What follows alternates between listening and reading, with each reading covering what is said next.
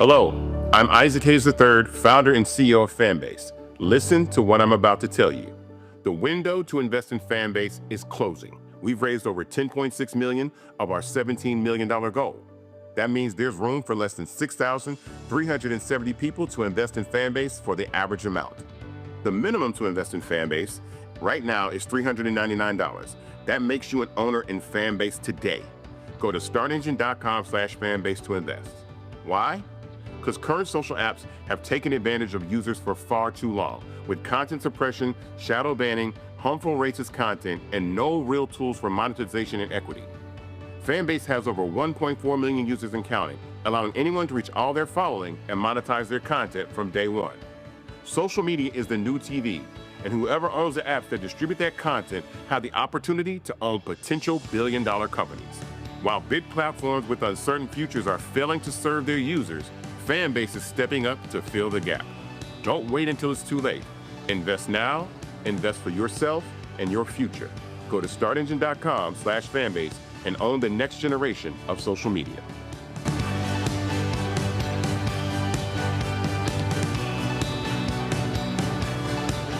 Folks, Black Star Network is here.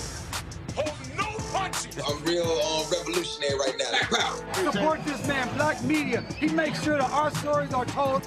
Thank you for being the voice of Black America, Roland. Stay black. I love y'all. All momentum we have now, we have to keep this going. The video looks phenomenal. See, this difference between Black Star Network and Black-owned media and something like CNN. You can't be Black-owned media and be scared. It's time to be smart. Bring your eyeballs home. You dig?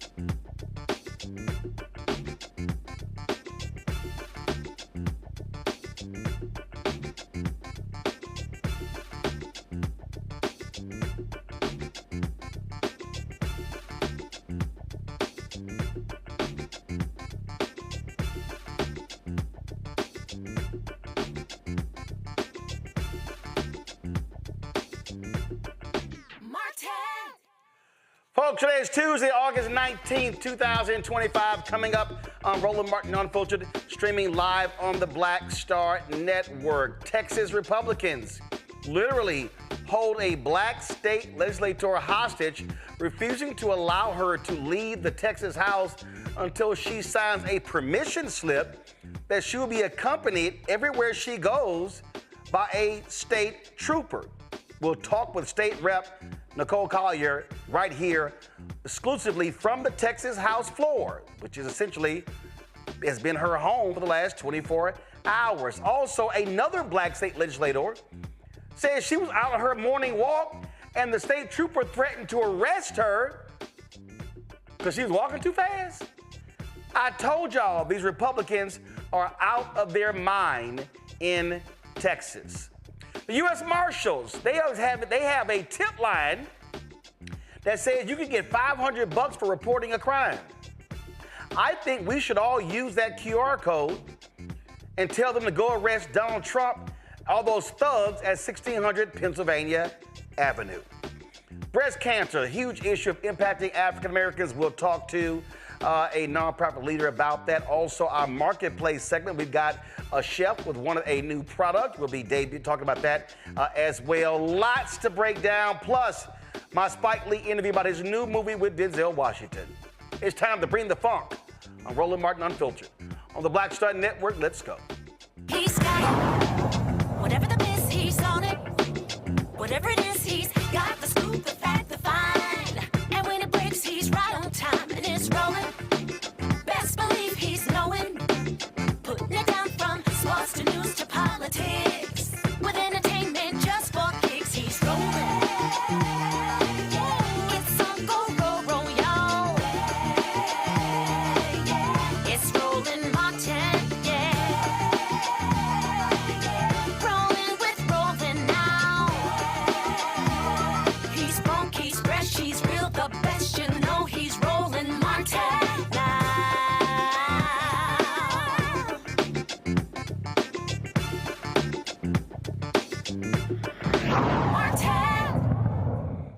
Folks, this literally was Texas State Rep Nicole Collier last night, sleeping at her desk on the floor of the Texas House. No, she didn't get evicted from an apartment. No, she could afford a hotel room. But the Republicans, they told her unless she signed a permission slip, she would not be able to leave the Texas House. They locked the doors. They want her to join the other Democrats who broke quorum to sign a permission slip that says that they will be accompanied by a Texas state trooper wherever they go because they don't want any of the Democrats leaving the state again to stop the racist gerrymandered maps from being passed. Now, they plan on passing these maps tomorrow.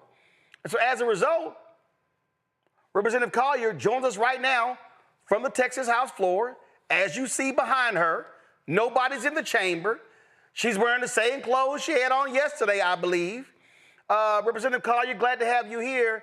People around the country literally saying, what the hell?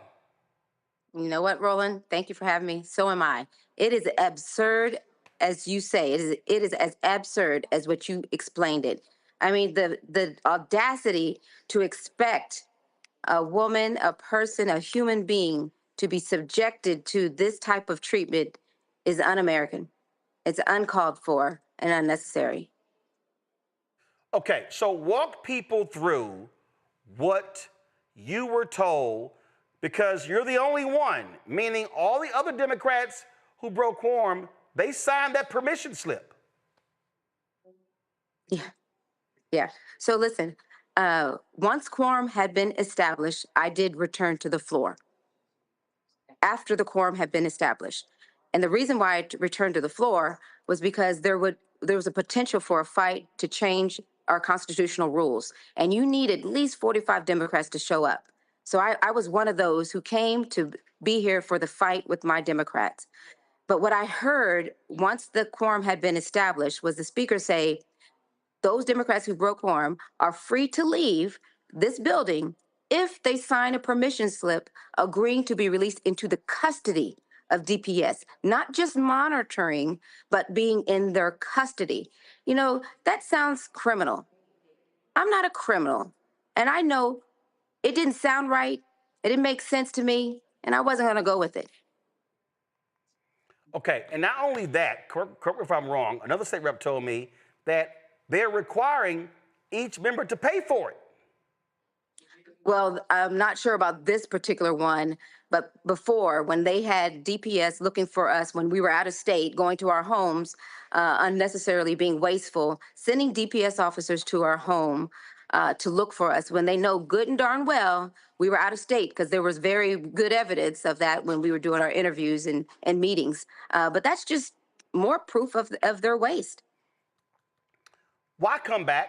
I made the point last week that listen, if these other Democrats wanted to come back and want to break quorum, let them. But essentially, black caucus members, it's like you're going back to your own lynching. They can pass the maps. They're going to pass the maps. It's going to decimate black political power. It's going to cut from 4 to 2 black congressional districts. There's some other legislators that did not come back to Austin. So why come back? Well, you know what, Roland? If I didn't come back, would we be able to see the grit that is in every Texan right now? The crowd that is out there fighting against this corrupt system, who do not want to see these rigged maps pass? No, we wouldn't see that. That's why you got to show up. You got to show up to fight. Not showing up, you lose. You're guaranteed to lose. But you got to show up in order to take that fight. And that's what I did. But aren't y'all guaranteed to lose tomorrow? Because the reality is Republicans, they have a supermajority. They can pass the maps without y'all. But had the quorum break held, they would not have an ability to even have hearings or even pass the map. And so did you and others want to stay out? Or was it simply too many other House Democrats said they weren't going to go back? What we wanted to do is push back. We want to show America that we're not going to just roll over and take it. We're going to fight and push back. We want to bring that back into our party, into the Democratic Party, and let them know the fight never left. You just got to tap into it. And so that's what we're doing. We're showing America, even against insurmountable odds, there's still the opportunity to fight and make a change. Again, we know what the numbers are. I can count. I can handle. I know even sloppy Ted Cruz's sloppy math will count and show that 62 doesn't equal 76. So we know that we have to be here to try to push back and fight against any effort to reduce our power. And we can only do that if we're here. Okay, so clearly every other Democrat signed this slip. They've got a trooper that's following them around. And were you there by yourself all night? No. In fact, the chair of the House Democratic Caucus came back, Jean Wu, as did Representative Vincent Perez from El Paso. And today, just today, 7 of my colleagues tore up their paper, and they have joined me on this floor. They will be with me tonight in solidarity. Okay, so you'll be joined by several other House Democrats tonight. They're here. They're here right now. You talked about the folks outside. They also arrested some protesters last night who were outside of the chamber. And again, for folks who don't, so did they physically lock the doors, meaning you cannot leave out of any exit of the Texas House? I cannot leave the building. No, I cannot. The doors have been locked. In fact, they've cut off the live stream that usually runs 24 hours a day. They cut that off in the chamber. They have locked the gallery so no one can come in here. And the doors have been locked and they've been manned at all times. All right. So since they've done that, do y'all plan to set up your own live stream so people all around the country and the world could see what's happening? Yes. In fact, on my Instagram and Twitter page, we are live streaming so that you can watch. And we want to make sure that there's transparency. And so that's what we're doing. That way we can hold this government accountable for their bad acts. This is, one of the things that that I have consistently maintained is that what you have here is you have a complete assault on black rights. There are more eligible black voters in Texas than any other state. And what I've said is that the fundamental problem in Texas is that it's not an organized. It's not organized. It's not an organized state. All right, I wanted to see what's going on here. Okay, what's going on? I don't know. The speaker pro tem just walked in, and I don't know what's going on, so I Okay. just like to be nosy. That's the type of person I am. You said so. The speaker pro tem, is that who's behind at the podium? Yeah, he's back behind me. Yeah, I just like to know what's going on. Gotcha. For folks who don't know, who's the speaker pro tem of Texas? Joe Moody, Joe Moody, Republican. Democrat from El Paso. Democrat from I don't know. Maybe. I don't know. Gotcha. So we can read a lot into that. What I've said is that the problem in Texas is that it's not organized. You had, when Beto O'Rourke lost to Greg Abbott, some 75% of young people 30 and under did not vote. You've got the same thing in terms of black vote. And what I keep saying is the only way to defeat these fascists, I mean, you got Greg Abbott talking all kind of smack on social media, lying left and right, but the folk have to vote. The votes are there, but folk got to actually use their voting power. Right. I mean, I'm telling you, but they want to see something. They have to feel compelled. We're not dealing with the voters from the past. When my mom and dad voted, it was to protect their civil rights. We've got that gap generation where they got to feel something. They don't know the struggle that my parents had and the struggle that I had. Because we did so good, we're all sitting comfortable, a lot of people are. And so that may be harmful. I mean, it may not allow them to see the challenges that our ancestors face. And, on top of that, when our government is telling you that you can't teach critical race theory, you can't teach diversity, equity, inclusion, they're going to be a generation of lost souls if they don't know the struggle and the fight. Because not everybody who looks like you are your friend, and not everybody who says they're with you are. I think was that a state lawmaker behind you who tore up her paper? Yes. If she could step in, that'd be great. Lisa, they want you to come on in. All of you, come on in. Yeah. So here's what we do. So if y'all could actually just step back, could step back that way, and if you could put a couple of on Felicia's side, on there you go. There you go. Just step up. Just step up. All right, there we go. Just give us your names. State Representative Jessica Gonzalez from Dallas. Cassandra Garcia Hernandez from Dallas as well. And I'm Mihaela Lisa from Collin County. The three of you had previously accepted that permission slip, signed it. Why did y'all decide to tear it up today? Well, I just want to say Representative Collier's courageousness is contagious. And she was right. I think that we all need to be very vigilant as to what's going on in our society. And sometimes we so easily just sign something, right? And we don't realize with that signature that we might be signing away our freedom or our dignity.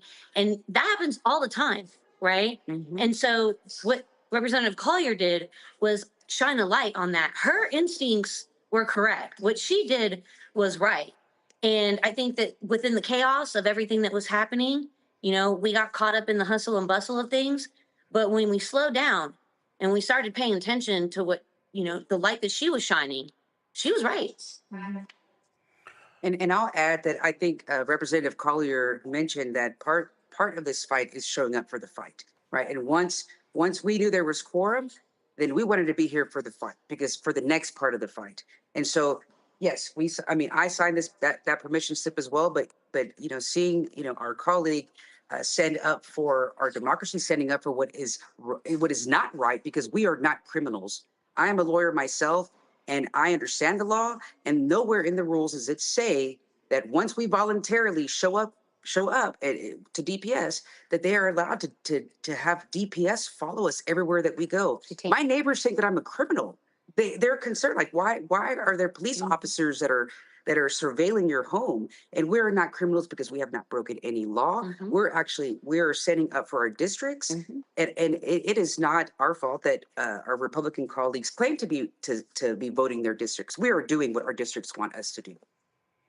Yeah, and I might just add as well, I mean, quite frankly, none of us intended or even knew that this was going to be awaiting us whenever we showed up. So I think a lot of us were just caught off guard and realized that everybody was essentially going to the room and doing this.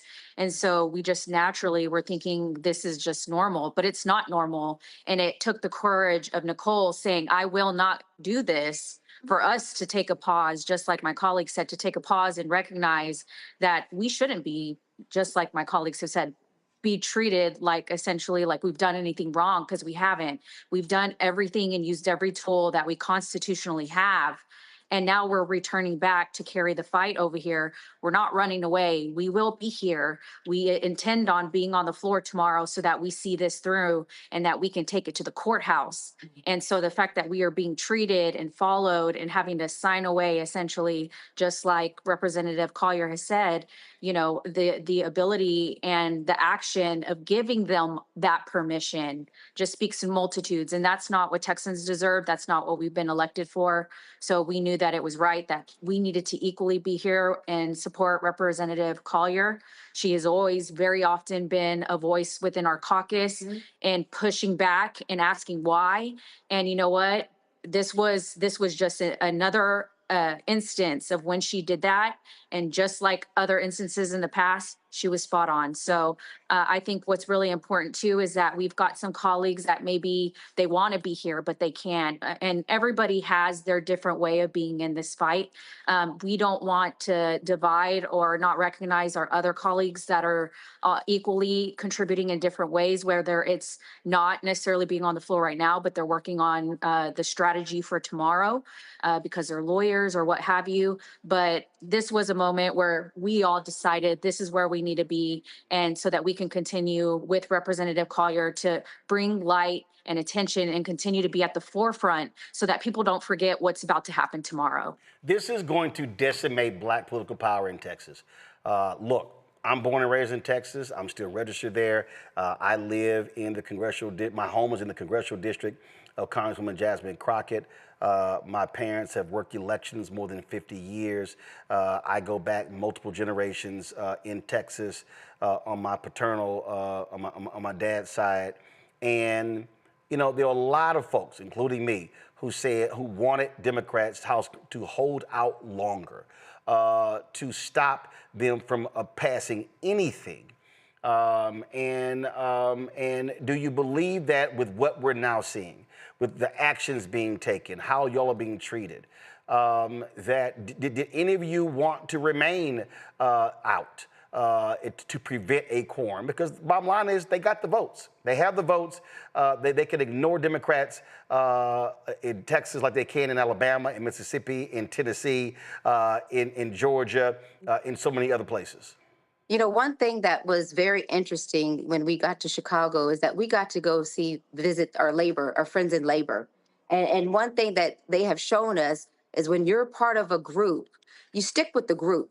You may not agree to the path, but when the majority does, you go along and you don't cross that line. And so they have been a shining example of what it looks like to stand together, because that's how you make change or get change, is if you, stand in solidarity. In fact, they gave us these bracelets that say solidarity to remind us of the importance of staying together, because when we're together, we win. We may not win this particular battle in terms of the maps, but the public, they'll have the ultimate victory when they get a new president and get Trump out of that White House. And when we can make sure that we protect people's ability to have food, access to health care, earn livable wages. And so these are things that we're fighting for, and it takes a lot of us to work together. So if Texas is going to do 5, we want California to do 5. If Florida does 3, we're going to have to pull to New Jersey and Maryland and New York. And we're going to keep pushing and pushing to see if we can bring in other supporters to take the same action. Because, I know that they say when they go low, we go high. But Roland, that high road has crumbled. We're on the dirt road now. No. Let me be perfectly clear. That was Michelle Obama.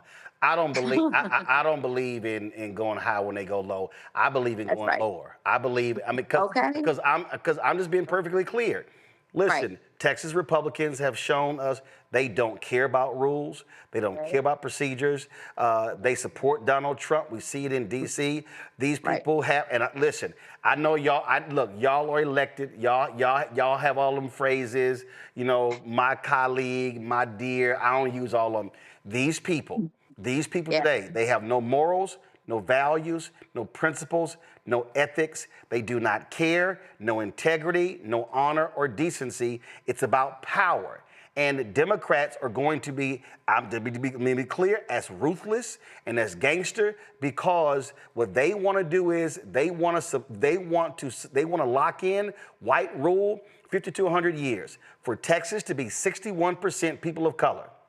And they literally want a congressional delegation that is more than 70% white. Is crazy. But I keep saying, you can't have 61% people of color in Texas, but 61% of the voters are white. Black people and Latinos are going to have to turn out in massive numbers in the next election to change what's happening in Texas. Otherwise, they're going to keep doing whatever the hell they want to do. Roland, you ain't lying. That's the truth. 100%. Absolutely the truth. So, do they at least, do you get to bring in food? What the hell? Do they control everything, or is this like a hostage negotiation where you got to negotiate stuff? I actually did negotiate something. So the bathroom, I can use the restroom. I'm allowed. I eat and I have water. In fact, what I negotiated was being able to go to my office and back as long as I'm escorted with the sergeant or in DPS. But the hosts have been very gracious. The only thing I don't have is a shower, so I'm still in the same clothes. Bed. Or bed. Oh yeah, no bed. Yeah. But my chair, it's working. Okay. You know me, I'm like, damn, I wish there was a window in the bathroom you can crawl out of. But oh well. Oh, I look. I would like for y'all to comment on this. So one of your colleagues, Guy, pulled a tweet up. She posted these tweets earlier, and it was just crazy. When I saw this, I couldn't believe it, that here she was on her morning walk. And she posted that that there was a Cheryl Cole, that she said, while on my morning walk, let me read this here. In the Muller neighborhood, my DPS escort, who was forced upon me to track my every movement, threatened to arrest me. He lost me on the trail, got angry about it, and made a scene in front of my constituents on the trail. While a little shaken up from the incident, I remain undeterred by this intimidation tactic by House Republicans to have a 24/7 state police presence to intimidate me and my colleagues. This is also why I stand with my colleague, Nicole Collier, who has refused to go along with this charade and is still on the House floor 24 hours later. Will not be intimidated by this. In history, we remember this. I mean, damn, he's mad because he can't walk as fast as she does. Now, Cheryl, she likes to walk now. She just, and these are her streets now. She knows which way to go on those streets. I don't know what happened. Cheryl is very kind, a very kind person, very astute. And so I'm disappointed to hear that this happened to her. And again, more intimidation tactics. And remember, they are doing DPS, the Department of Public Safety, they're taking their directives from the Speaker and the Governor. They're doing what they are being told to do. This person may not even approve it or agree to it, but he's got a job. He's got a job that he has to do. And so, we got to be mindful of that. I don't like the tactics that are being used because I don't want anybody to lose their job. But if they have to go to the point where they are no longer professional, we got a problem. I agree. And so, look, good luck with this. I plan on, we're looking at dates now, so I plan on bringing my show to Texas because, again, we know they're going to pass the maps. They're projected to pass the maps tomorrow. But the only way to counter these fascists in Texas That is, they have to be taken out at the ballot box. And I really hope that people now wake the hell up and realize what is going on, because this is all about satisfying Donald Trump. It is about creating a schism between African Americans and Latinos. And we know exactly for what this is. And so keep up the fight. And we definitely will keep giving them hell as well, because at the end of the day, this nonsense has to stop. Absolutely. Thank you. Thank you, Roland. All right. I appreciate it. Y'all be well. Thanks a lot. Thank you. Bye-bye. All right. Any aggers in y'all group, gig them. All right. All right, folks. I'm going to go to a break. We'll be right back. Roland Martin Unfiltered on the Black Star Network. This week on A Balanced Life, we're discussing all things young adulting. You've graduated high school, now what?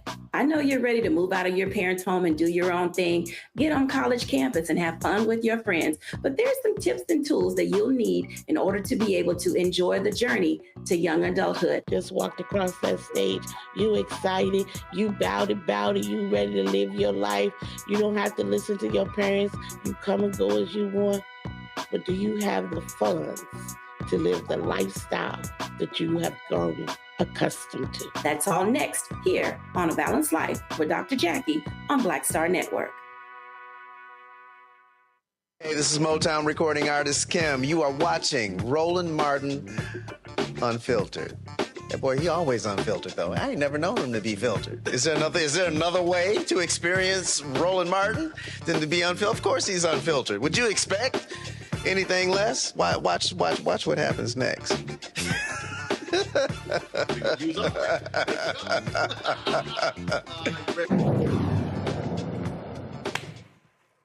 All right, folks, my panel, Dr. Mustafa Santiago Lee, former senior advisor for environmental justice at the EPA, joining me from D.C., Dr. Larry J. Walker, associate professor, University of Central Florida, from Orlando, Tylik McMillan, social justice leader and movement strategist.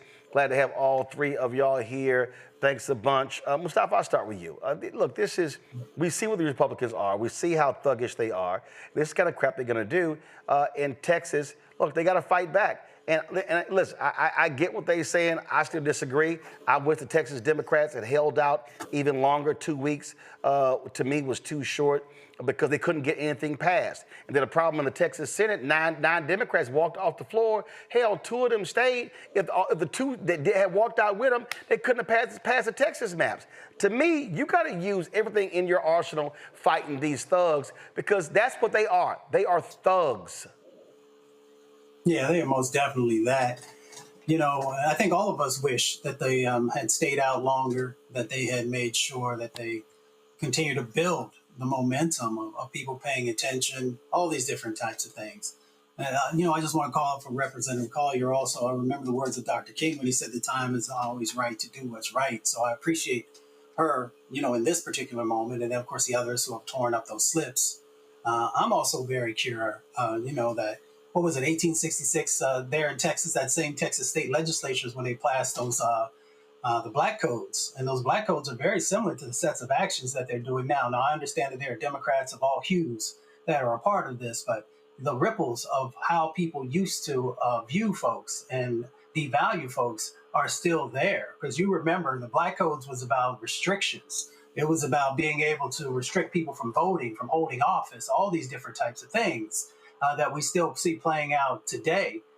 So we just got to be very clear about where does this stuff come from? Why do folks think that they have the power to be able to do these things?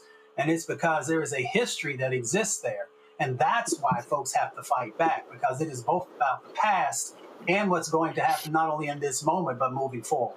And Larry, I'm glad these other Texas Democrats realized they should have signed that damn slip. They should have told them go to hell. See, if you're going to talk about sticking together, every Texas House Democrat should have said, all y'all can kiss my ass. Roland, we find out who's really about that work. And one of the problems with what you just described with them signing the form and Democrats in general is their focus on decorum and not discord or disruption. You got to shut it down.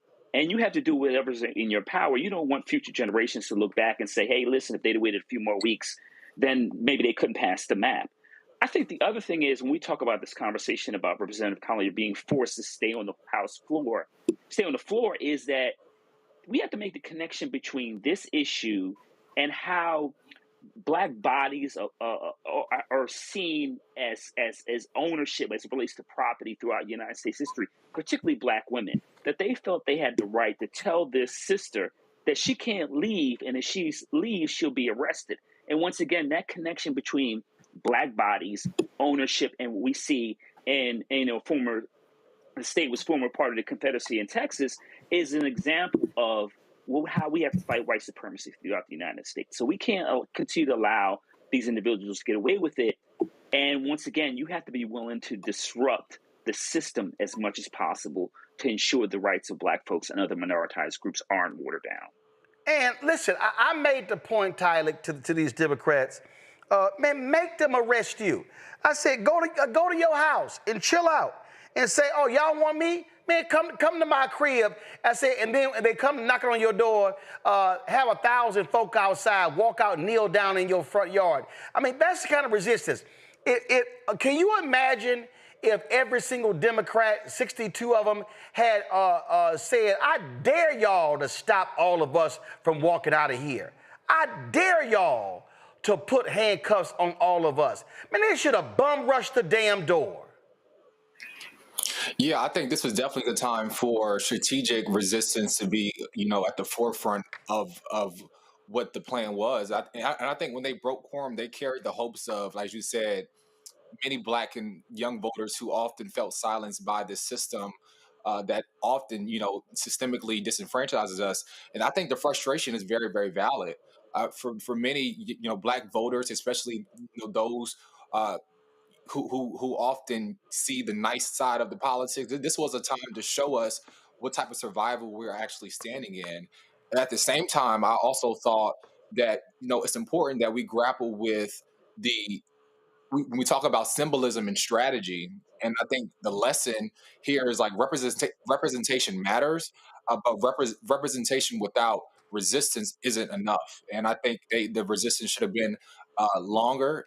And I believe that the liberation right now from our leaders who not only make a stand but hold the line, even when it's uncomfortable. And I think the line should have definitely been held longer, because now the question is asked: is the momentum compromised for voter suppression? And listen, I just can't accept this idea. Mustafa, you can't play nice. And to Larry's point, my biggest criticism of Democrats in D.C. and in Texas and other places, they believe in institutions. They want to do things nice and right and fair and just. Don't want to raise their voices. No. What these people are doing is evil. And you have got to fight evil with everything you got. And that, I'm telling you, they should have sat here and said, what's that? Man, I ain't signing that bullshit. And somebody should have stood on their desk and said, don't nobody sign that damn sheet of paper. I would have dared them to lock every House Democrat into the House. You got to create the spectacle. You do. And, it also helps to highlight the fact that the system in Texas is broken. We know it's broken in other states as well, but this is, an important moment. So you've got to do whatever is necessary. The author Rachel Carver one time said that white feelings should never be held in higher regard than Black lives. And we know that Black lives are going to be impacted because that's why they're doing this. It's going to strip resources away. It's going to strip access away. So when you don't do everything within your power to protect Black lives, it sends a message to those folks who have sent you to office, to those who are looking to you to be a voice for them, for you also to be able to stand up. So, they've got to carry that now. And I understand there are all these different dynamics. I understand people got kids, people got other jobs, and all kinds of different things that they've got to be able to do. But when you raised your hand, you also took the responsibility for your constituencies. And for all those Black constituencies out there, now they are going to be less represented. They're going to be in greater danger. So you got to carry that, as well as all of the accolades that you get when you do something right, when you do something that is not right, when you do something that is devastating for many communities, then you got to carry some of that weight as well. Indeed, indeed. All right, y'all, I gotta go to a quick break. We come back. Why is it that governors in 3 broke-ass states are sending the National Guard to D.C. when they got crime in their own red states? And why is Fox News crying like some little punks because Gavin Newsom is trolling Donald Trump? Oh, by the way, did Donald Trump think that was a good side to slavery? Wait till I show you what this fool posted on social media. Oh yeah, we got a lot to break down. Folks, support Roland Martin Unfiltered, the Black Star Network. Join our Bring the Funk fan club. The goal is to get 20,000 of our fans contributing on average $50 each a year, $4.19 a month, 13 cents a day. If you want to support us via Cash App, use the Stripe QR code. You see it right here. Click the Cash App button to contribute. Checks and money order. Make it payable to Roland Martin Unfiltered. P.O. Box 57196, Washington, D.C. 20037-0196. PayPal, R. Martin Unfiltered. Venmo, RM Unfiltered. Zelle, Roland at RolandSMartin.com. Roland at RolandMartinUnfiltered.com. We'll be right back. This week on The Other Side of Change, 300,000 Black women being pushed out of the workforce. this is shocking yet unsurprising. So what happens when a bunch of Black mothers lose their federal job? Their kids are not being fed, their kids are not being taken care of, but that trickles down to the entire community structure, which may be built on the backs of Black mothers and Black women more broadly. Tune in on The Other Side of Change, only on the Black Star Network. This is Tamala Mann. And this is David Mann. And you're watching Roland Martin Unfiltered.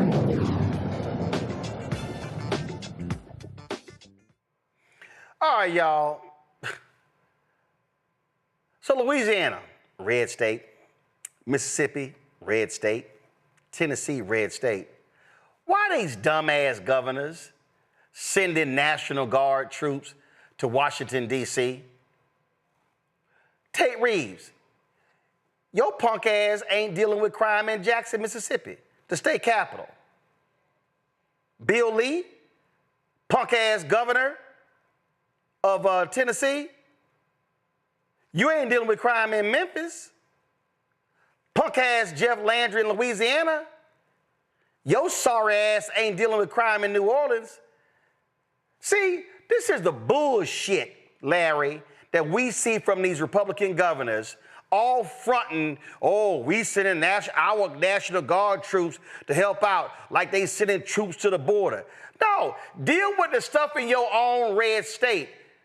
See, again, this is what happens when folk don't want to push back against these old punks, these MAGA punk governors. I've been watching this play out the last few days, a few weeks, and obviously it's all disturbing. You highlight some really important points. Those governors have issues in their own state. Obviously Louisiana, in terms of the outcomes, particularly for Black folks, among other things that Governor Landry is certainly not dealing with. But this is going to get a lot worse before it gets better rolling. And we need to be clear about people watching this. L.A., D.C., you've heard the president mention other cities like Baltimore, Chicago, et cetera, who are experiencing dramatic drops in violent crime, particularly murders. But this isn't about that. This is about authoritarianism. This is about, also undercutting the advances that you've seen Black folks and women and other groups make over the last several years. But these governors are just rubber stamping this. And we have to, once again, those voters in those states have to hold those individuals accountable. And we also need folks who are not members of our community to start speaking up. Because eventually all this stuff that's rolling downhill and disproportionately impacting the Black folks and other minoritized groups is going to impact everyone. It's coming for you eventually. Mm-hmm. So those people in those communities who don't speak up, you don't want to wait 6 months to a year when they're grabbing people off the street in your neighborhood and then you start complaining. You better speak up now because it's coming for everyone. And look, we know the idiots at Fox News and the fools who work for Donald Trump. Look, they'll just be a hypocrite. So this was 18 months ago. Oh, trifling, lying-ass, white nationalist loving Sean Hannity. This is him talking to Kristi Noem, now Ice Barbie, about the authority of the president to use the National Guard. Watch these liars. The Republican governors, they all deserve credit, that stood by Governor Abbott's side. If you didn't stand with him in solidarity, I'm not sure I'm not sure Biden wouldn't have precipitated a real crisis down there.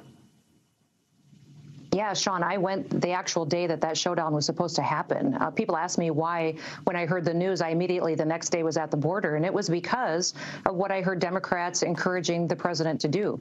They were encouraging President Biden to activate our National Guard soldiers so that they would stand down. He actually was going to take control of our South Dakota National Guard and actually activate them so that they would not protect America. So recognizing the real threat that was to states' rights and how that would be the first time in history a president would pay a soldier to not fight, to not protect our country, made me show up in Texas the next day to let Governor Abbott know I'm here. South Dakota is with you. We will defend our Constitution. We will defend our rights, because the last several years we've seen the Democrats take away our freedom of. Yeah, okay, that's more that outlet kind of crap. But la la la la la la la la la la la. That's all that is. But see, they didn't believe in that kind of power when Biden was president, but they cool with that fool Trump being in the Oval Office. Tyler, you can take that one. Yeah. As you said, when they do it, it's okay. But when it was done, it wasn't okay. And I think it signals that when we see what's happening here in D.C. and L.A., it sets a precedence that everywhere that none of our communities are safe. It means more profiling, more harassment. It means a constant threat of being stopped by police and being questioned just for existing. I think that signals something. And I think that kind of heavy-handed policing doesn't make our community safe. It just deepens trauma. It erodes trust. Just even me walking the street today, I'll be seeing DA agents and FBI agents on our street. That doesn't give us safety. And I think about the words of Pastor Haynes, who said, all of us are called to sacrifice something. And I believe that we must sacrifice something in this moment to stand up to authoritarianism, because true liberation requires the self-determination of DC's residents to have the autonomy of their own city. And it requires all of us to stand up to what's happening and ensure that our communities are safe, because we make our communities safe. And you can always, Mustafa, count on these dumbasses at Fox News. Chief idiot Lawrence B. Jones, Ainsley Airhead Earhart, that's Sean Hannity's side piece, and I don't know who this other fool is, on the couch. But listen to lying-ass Trump, the liar in chief, talk about how restaurants in D.C. are just doing gangbusters. Listen to this lie. But now I'm doing something that I'm having such fun with, because I'm helping people. I've made Washington D.C. just an incredible place. In literally 4 days, I have friends that say they're going out to dinner. Did you see what's happening with the restaurants? They're bursting. Yes, they're all closing and going bankrupt. I mean, it would be. It would be great. There's a guy named Sean Hannity. He might take a very lovely young lady that he knows very well to dinner in. Dumbass on the phone, just lying. Well, here's the problem. Steve Ratner posted this. This is a fact, y'all. Of course, the idiots at Fox News, they're too stupid to actually fact check anything. But you see it right here. 30% restaurant reservations are down 30% in Washington, D.C. because of what this fool has done. But we know he'll lie about a lie, Mustafa. Yeah, that's what he does. He's all about misinformation and disinformation. We've highlighted on the show numerous times. The reality of the situation is that they want to destabilize these cities that are run by black mayors. And that's just a part of the intentionality of the game. If you've got law enforcement walking past you, you got tanks going by, you got folks with guns, you're not wanting to sit outside underneath of an umbrella and have dinner with loved ones. So they understand this dynamic. It also goes along with the false narrative they're talking about crime, which we all know is not true. It's been going down, so you should be better supporting that. But we also got to call into our conversation the fact that when you look at places like Tennessee and West Virginia, which have had huge opioid crises, fentanyl, and all these other types of things, then you have got to ask the question, if you're going to send these individuals, then who's doing the policing back home? And then who is actually figuring out how those resources that have been used for you to send folks over to DC that could have been used back in your respective states to help people to heal, to address the education deficit, to address the healthcare deficit that exists inside of those states, then not only are you impacting the folks in Washington, D.C., but you are also impacting the folks back in your respective states who are using their tax dollars. So you got a lot of explaining to do, not only to the folks here in the District of Columbia, but the people who also are inside of your states. Yeah, but see, what this is all about the show. This is a TV show, Larry. That's all this is. And so it's a television show. That's how he treats everything. And the news media loves it because they've got, Humvees rolling behind and troops, and they love it. And they just keep making excuses for this tyrant, this dictator, this liar in chief. Yeah, this is like a bastardized version of The Apprentice in D.C., not in New York. And folks that I care about. Yeah, and we know who's the chief. We know who's the chief. We know who's the chief bastard. Donald Trump. Yeah, you're right. And so I have friends, very close friends, and other people I've talked to the last couple of days, Roland, who live in the city or raising Black children, adolescents, and they're scared. And this is like you said, like a reality TV show, but it is disproportionately impacting Black folks, a majority Black city. And once again, Roland, I go back to my point. Americans can sit around and pretend like this is nothing or it doesn't matter. It's off a far off place and DC needs to be cleaned up. But every community is going to be impacted by these kind of decisions over the next couple of years.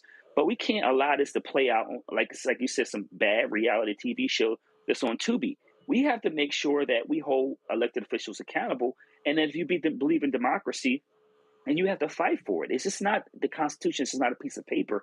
It's a living document. And if you don't defend it, this is what happens as it relates to authoritarians. Well, what also happens when you've got an idiot who thinks that was some upside to slavery. Y'all, this is a social media post that Donald Trump put out today. Oh, y'all gonna love this one. The museums throughout Washington, but all over the country, are essentially the last remaining segment of woke. The Smithsonian is out of control, where everything discussed is how horrible our country is, how bad slavery was, and how unaccomplished the downtrodden have been. Nothing about success, nothing about brightness, nothing about the future. We're not going to allow this to happen. And I have instructed my attorneys to go through the museums and start the exact same process that has been done with colleges and universities, where tremendous progress has been made. This country cannot be woke because woke is broke. We have the hottest country in the world, and we want people to talk about it, including in our museums. Interesting. Tyler, let me stick with this line right here. Where everything discussed is how horrible our country is, how bad slavery was. So is Donald Trump saying that there's a flip side to slavery, how amazing it was? Yeah, he has to be very delusional, which is nothing new here. But I think what he fears is not history, but he fears the truth. And it's because when the truth is taught, it empowers a new generation of young people and folks to wake up and to demand justice, to fight for liberation. And I think that's why they ban books in our schools. That's why they attack D&I. That's why they try to control what's happening in the schools, because they understand if they can adjust the minds of this new generation of young voters who will fight for democracy and liberation, they know that if they can take the power away from young white folks to never confront their responsibilities, they feel they're growing somewhere. But history is not theirs to rewrite. Our museums and our classrooms and our community centers, they're special. And I think it's an important time such as this to continue to stand up.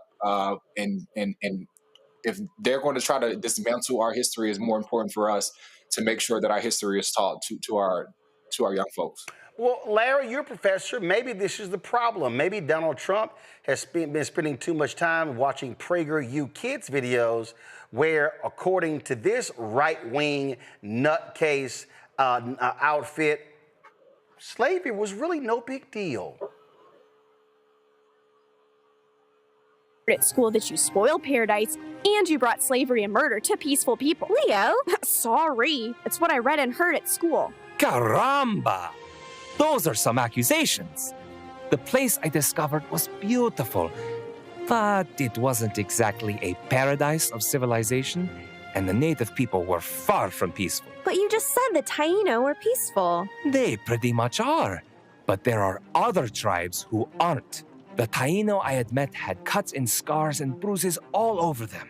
I asked why, and they told me about the Caribs, who are vicious, warring cannibals. Cannibals? Like they eat people, see. Whoa. Right? Hey, all the things that are bad in the world I come from, jealousy, lying, murder, war, it all exists in the land I just found too. But in Europe, we draw the line at things like eating people and human sacrifice. Some of the native folks from where I just left do those things regularly.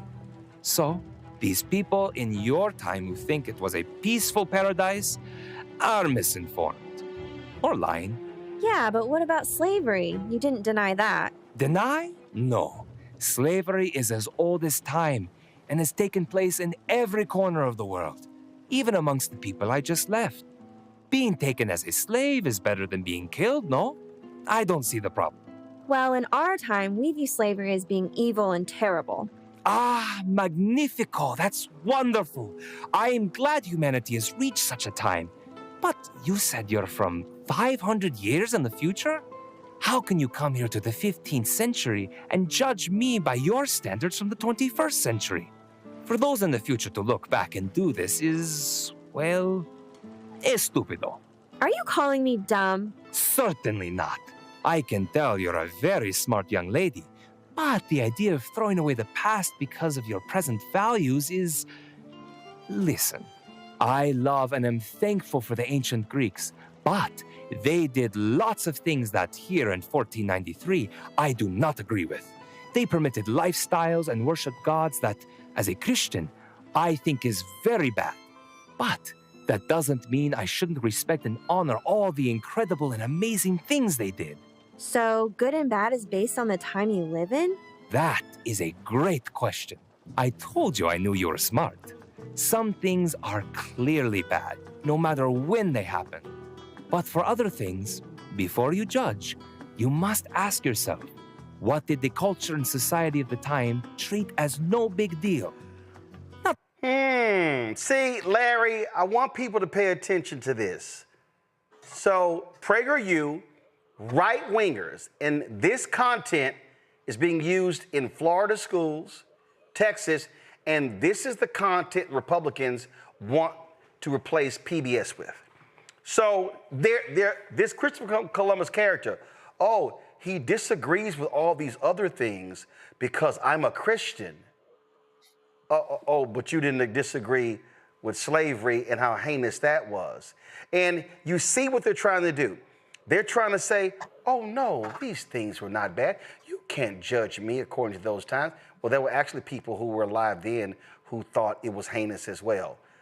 This is the kind of content that Republican billionaires are funding, and they want to infiltrate into every school nationwide. So when these right-wingers talk about, oh, the left, they're infiltrating our school, they're indoctrinating our kids, this is right-wing indoctrination. You know, Roland, I remember a time when the Republicans didn't believe that the federal government shouldn't get involved in state or local affairs. But that time apparently is over once you get in power. The other thing is, I've been watching PragerU for a number of years and watched them grow from state to state, Florida, Oklahoma, et cetera. And now you see conversation at the federal level, like you talked about getting rid of PBS and use it as some kind of replacement. And so we got to call us for what it is, and that is a whitewashing of the history as it relates to my ancestors and many of our panelists here, my enslaved African ancestors. And I'm not going to sit around and tolerate it. We can't pretend like Black folks weren't for centuries, even after, past, 13th, 14th, 15th Amendment were, passed. Jim Crow, in terms of how Black folks will continue brutalized, rapes of Black women, murder, lynchings during Jim Crow. We can't act like that didn't happen, and I refuse to allow that happen. And it's going to be really important for those who believe in, once again, in justice and talking about history and understanding what that means for the future. Make sure that we can't allow Prager and other these, disinformation platforms to gain popularity.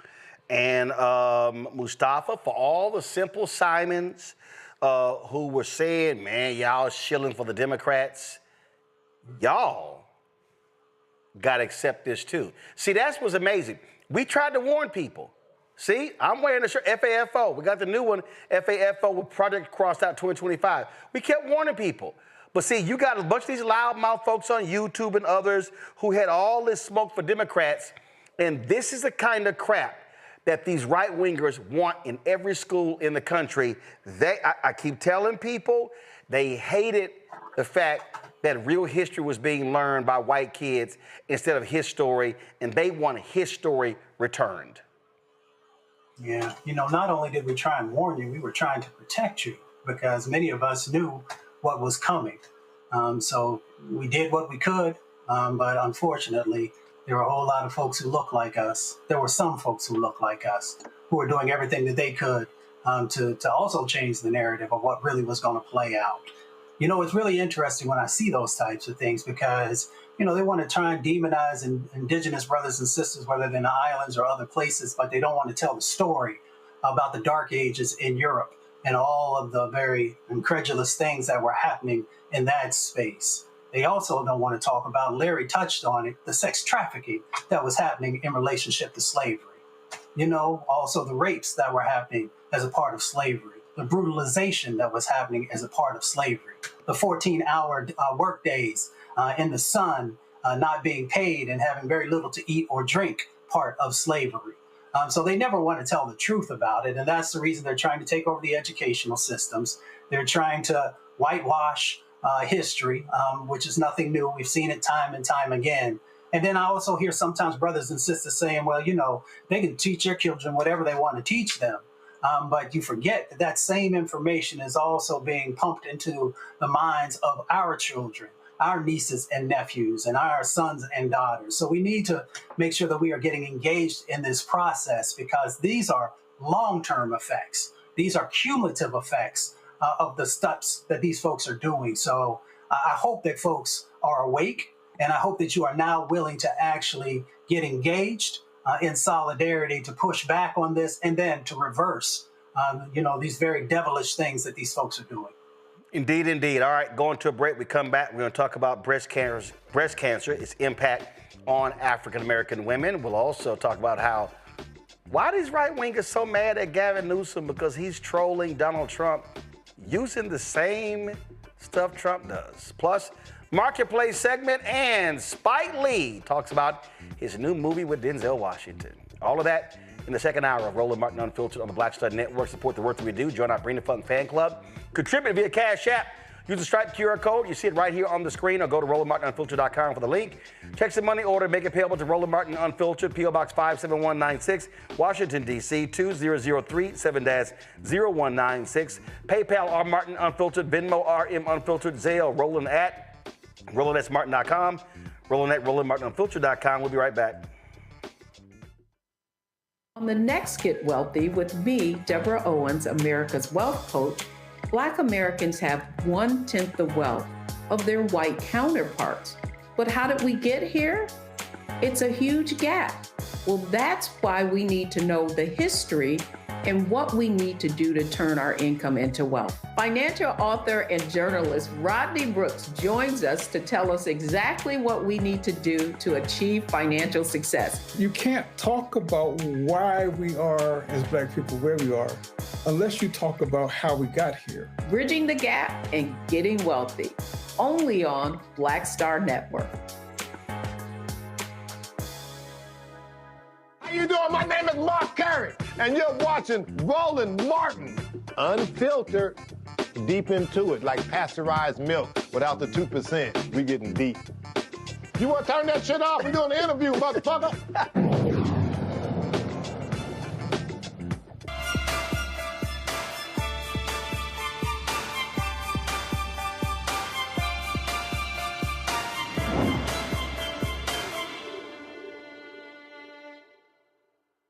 Black women are 41% more likely to die from breast cancer than white women, even though white women get breast cancer at a higher rate. We also are seeing massive changes on the federal level when it comes to health care as well. And so the question is, what is the cutback on research, things along those lines? How's that going to impact black women? Ricki Fairley joins us right now.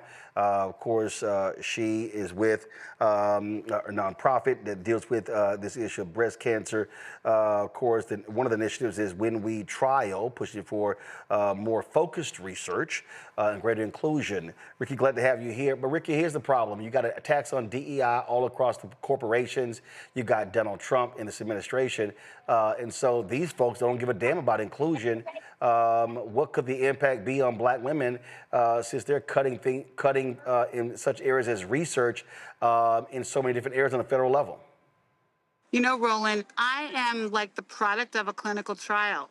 So I had triple negative breast cancer, which black women get at 3 times the rate of white women. And we now know that a black breast cancer cell looks different from a white breast cancer cell. And all the drugs and therapies we have were made on white cells. And so clinical trials are critical to help black women stay alive. I did a clinical trial. My doctor had given me 2 years to live. I did a clinical trial. It saved my life. I'm now on year 13. And so it's imperative that we do the research. The good news here is, though, even though the government is acting crazy, the pharmaceuticals companies, their lifeblood is drugs. And so they have really stepped up. And I have to say, I'm up at Martha's Vineyard now, and I have support doing an event for Black Health. And I have support for pretty much all the pharma companies making breast cancer drugs, because they have stepped up to the plate and they are committed to doing the work that we need them to do and getting black women into trials. Okay, okay. When you say they're committed to doing that, what are they doing? How are they reaching out? Are they advertising? Are they promoting? What are they doing to increase the number of black women in clinical trials? They're bringing me in. They're bringing us in. They're bringing in advocacy groups. So I actually work for most of the pharma companies to help them recruit black women. My When We Trial campaign that we launched now 4 years ago, Roland, we've now signed up 28,562 black women into our clinical trial portal as of last Monday. And so I work with them. I've helped them make the marketing materials. You know, that's my background. We help them. We provide 24/7 nurse navigation. Our navigators are all black women who have had breast cancer, who are nurses and social workers. And we provide these support vehicles to the pharma companies. So they're basically hiring us to bring us in to help them find the black women and recruit with them. You said 28. You said 28,000. What's the target goal? 28,000. You know, it's hard to say because we don't know. We don't even know what the right goal is. Right now, we have about 3% participation in clinical trials, but no one at the FDA can even tell me what that number is. What is the raw number attached to that 3%? We don't know. And it's never enough. But the average trial right now for breast cancer is about 4%. The trials that we're working on, we're getting them up to 12 and 15% by helping them recruit. So that's most of the work that we do right now, is helping pharma recruit women. We work with about 82 doctors across the country, oncologists who are doing trials. So we bring these doctors to the pharma companies saying, here's how you recruit black women. Here's where they are. Here's where you find them. You're not going to find them in Idaho. You're going to find them in Atlanta. You're not going to find them in Phoenix. You're going to find them in D.C. and Chicago. And we work with doctors in these cities where we know we can find them. And we have support groups in all of these cities to support the doctors that are trying to recruit women into the trials. But it's a huge effort. It's a huge effort. It takes a lot of money and time and energy. But it's the most important thing we can do. Because right now, if you're under 40 and you get triple negative breast cancer, which most women are getting at that age, the best treatment plan you can have is a clinical trial, because we know that the drugs aren't working for us. They didn't work for me, and they're not working for a lot of people. Black women under 35 get breast cancer at twice the rate of white women and are dying at 3 times the rate. 40% of black women with triple negative breast cancer are under 40, well before they would have that first mammogram. But the research has to happen, and we're going to have to find, by any means necessary, a way to do it without the government. And the pharma companies are really stepping up. All right. So if somebody out there wants to sign up, where do they go? Excuse me? If somebody out there watching or listening wants to sign up, where do they go? Whenwetrial.org. whenwetrial.org, or they can just email me, Ricki, R-I-C-K-I, at touchbbca.org. We will help you. We will guide you. We will find you a trial. We will get you the care that you need, and we'll support you with nurse navigation from a blessee, from a woman who's had lived experience with you and can help you walk through the process and help you through it. All right. Ricki, we sure appreciate it. Thanks a lot. Thank you, Roland. Good to talk to you. All right, folks, going to a quick break. We come back. Time for our marketplace segment. New product in our shop, Black Star Network Marketplace. That's next. Back in a moment.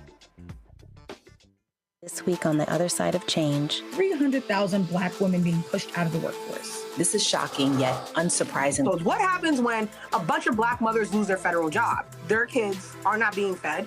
Their kids are not being taken care of. But that trickles down to the entire community structure, which may be built on the backs of Black mothers and Black women more broadly. Tune in on The Other Side of Change, only on the Black Star Network.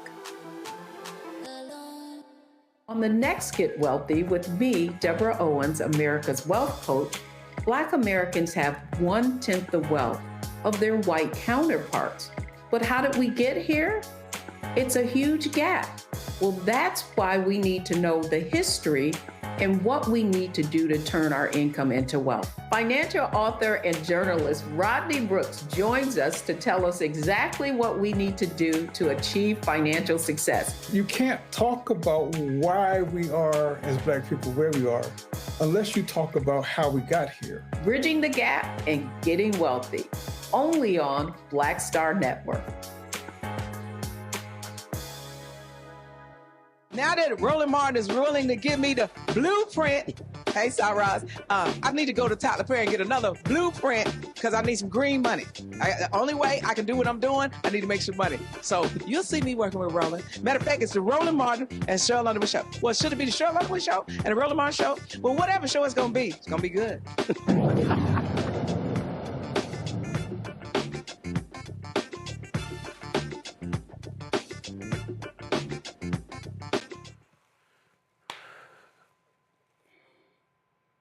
Folks, you've been on social media. Boy, California Governor Gavin Newsom has really been trolling Donald Trump. He's been posting these tweets using all caps and almost the same language as Trump. And, oh boy, Fox News big mad. They real big mad. So Dana Perino of The Five, boy, she was just mad at him and is just foaming at the mouth. Watch this. The other thing is, or at the debate, the other thing for me is that for the last week, Gavin Newsom, and why am I giving him advice? You have to stop it with the Twitter thing. I don't know where his wife is. If I were his wife, I would say, "What? You are making a fool of yourself. Stop it. Do not let your staff tweet. And if you're doing it yourself, put the phone away and start over. And if you really, he's got a big job as governor of California, but if he wants an even bigger job, he has to be a little bit more serious." I'm confused. I'm confused. So, I'm sorry. Did I hear that right? Oh my God, he's got a big job. He should be doing these things. You know, play that back for the people who missed that. The other thing is, or at the debate, the other thing for me is that for the last week, Gavin Newsom, and why am I giving him advice? You have to stop it with the Twitter thing. I don't know where his wife is. If I were his wife, I would say, "What? You are making a fool of yourself. Stop it. Do not let your staff tweet. And if you're doing it yourself, put the phone away and start over. And if you really, he's got a big job as governor of California, but if he wants an even bigger job, he has to be a little bit more serious." Okay, so Gavin and his team responded with this tweet. I thought this was genius right here. No, pull up the full tweet from his people. Okay, thank you. Show that one. Let's go. I love this here. Dana Ding Dong Perino, never heard of her until today, is melting down because of me, Gavin C. Newsom. Fox hates that I am America's most favorite governor, ratings king, saving America, while Trump can't even conquer the big stairs on Air Force One anymore. Trump has lost his step and Fox is losing it because when I type, America now wins. Thank you for your attention to this matter. Tyler, what's crazy is she's saying that Gavin Newsom has a big job, yet Trump does the same bullshit. His job is bigger. I mean, so what this means is what Gavin Newsom is doing is working. Absolutely, it's definitely working, and I get a joy out of seeing someone match Trump's energy, because I think oftentimes we get comfortable with comfortability politics of always taking the high road, but now it's become, as you said earlier, when they go low, we go lower, and so I love seeing it. But also I would even say, I don't want this to drown out away from the things that are happening in our faces, but I think it's definitely a joy to see somebody going toe for toe with. But it's not drowning it. But it's not drowning it out, because again, I think it is important what he's doing. I think you have to get. What do we say? When they go low, you go lower. Okay? You want to be petty? I'll show you petty. And guess what, Tyler? Ever since Gavin Newsom started doing this, the last 3 or 4 days, Trump ain't posted in all caps. Oh, it's getting under his skin.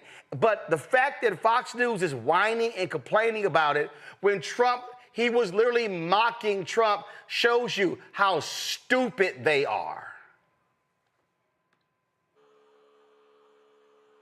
Yeah, absolutely. I couldn't agree more, and I think it also it brings more folks into the conversation too. And I think, you know, they're more eager to know what's happening. But I definitely shout out to Governor Newsom and his team for holding the line and making a fool of Trump. But here's the other thing, Larry, and this is important. Trump has used social media to drive the network news narrative. So what Newsom is doing is saying, oh, okay, you know what? I'm gonna do the flip. I'm gonna do the inverse. I'm gonna do the exact same thing. And the fact that Fox News is talking about it shows you it's working. That's what people don't understand. See, folk gotta understand. These media people, they're suck-ups, okay? They're sycophants, okay? They're easy. How about this one here? Okay, Kid Rock. Oh, Kid Rock is so upset. Remember Kid Rock put out that poster? Then look what it say. Using AI. Kid Rock wants you to support Gavin Newsom. Oh, Larry, Kid Rock is pissed off.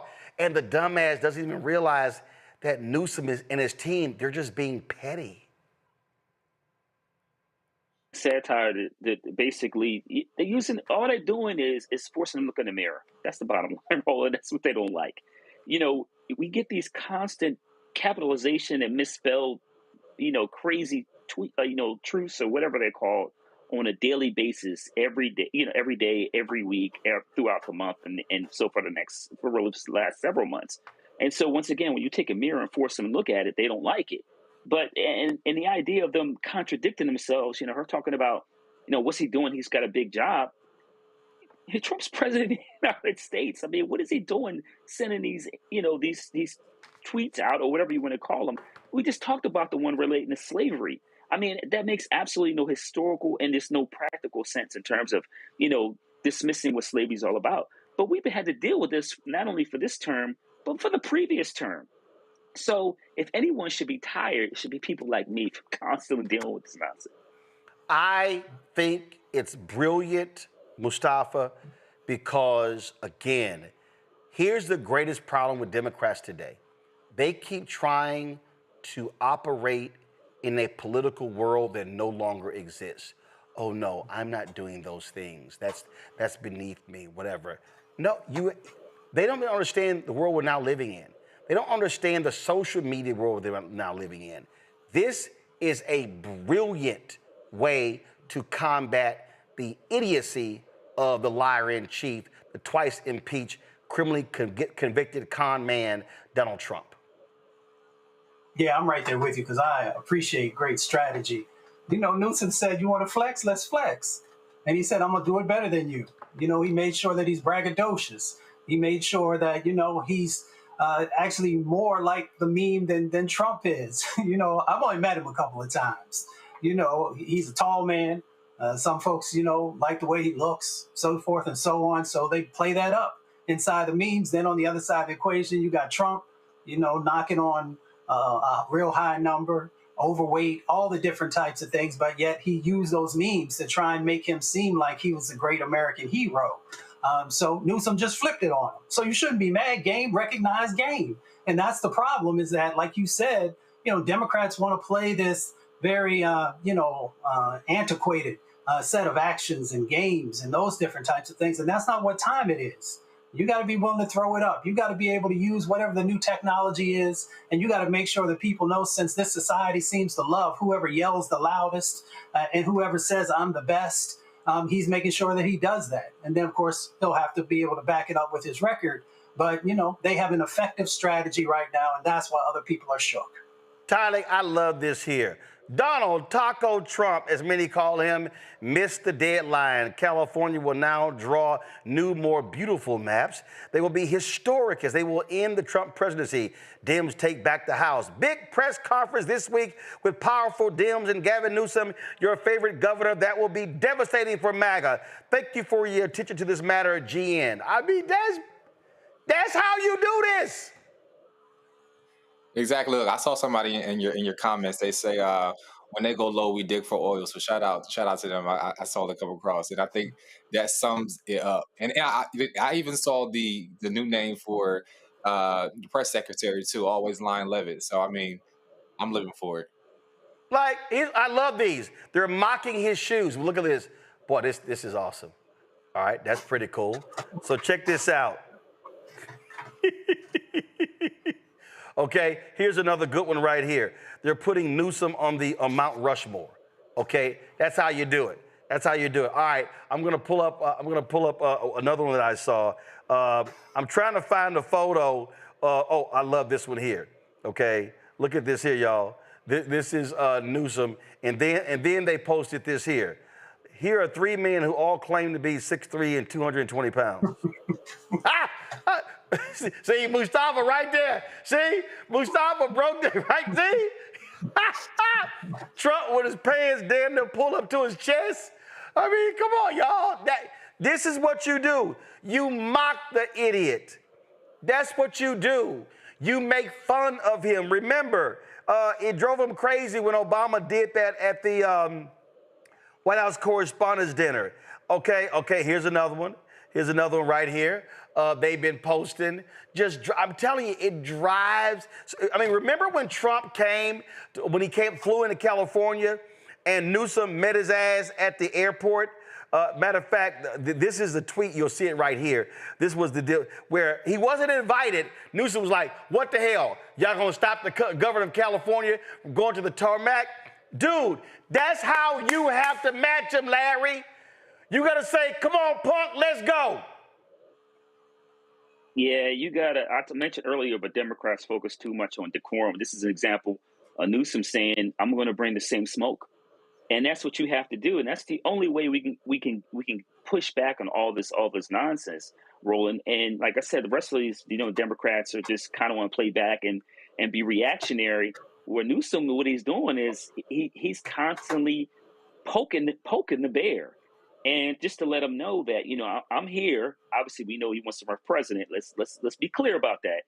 But I think the bottom line, his social media team, their strategies has been excellent. And also, he's done just a good job in terms of his press conferences and, once again, highlighting the important role California plays in the state. And also, like I said, keep jabbing Trump over what we know he's got some things that make him angry. So it'll be interesting to see how this continues to play out. But like I said, I think there's a lady that's in charge of a social media team. So congrats to her for really doing a great job. And once again, forcing the administration to look in the mirror. Okay, I don't know if they're mocking. I don't know if Gavin Newsom actually sit this one out, Mustafa. But they're mocking him, say there was ketchup on his. Donald Trump puts ketchup on everything. And so they're using, that was the assassination attempt photo. And they're like, okay, we're going to give it to you. Okay, you want to play games? Trump wants to have nicknames. He wants to trash everybody. Newsom is like, okay, player, I'm going to one-up you every single time. I agree with this. I endorse this method, Mustafa, 100%. Yeah, he got somebody on his team who actually grew up in hip-hop, because you see it reflected in how, they keep punching folks, how they also keep uplifting who he is and building the narrative around him. Maybe somebody came from poetry slams and knowing how to go toe for toe on these different types of things. But it's effective, right? And it is what, many in our country are actually looking for. On the Democratic side of the ticket, folks are looking for a fighter, right? We know our sister Jasmine Crockett be giving them all they want.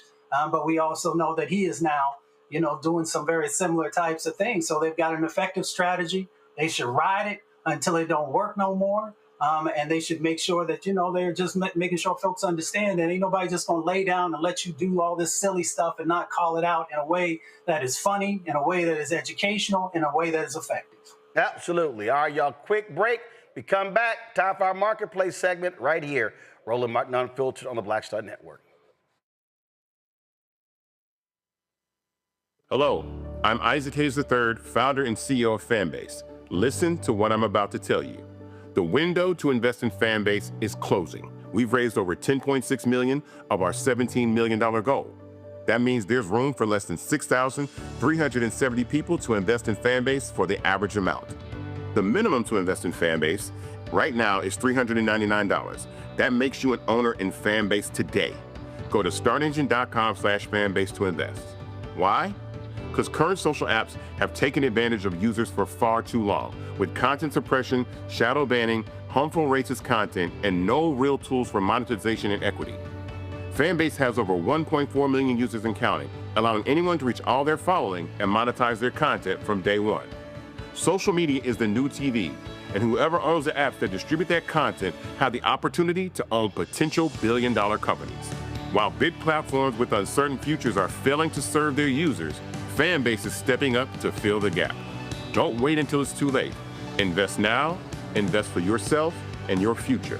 Go to startengine.com/fanbase and own the next generation of social media.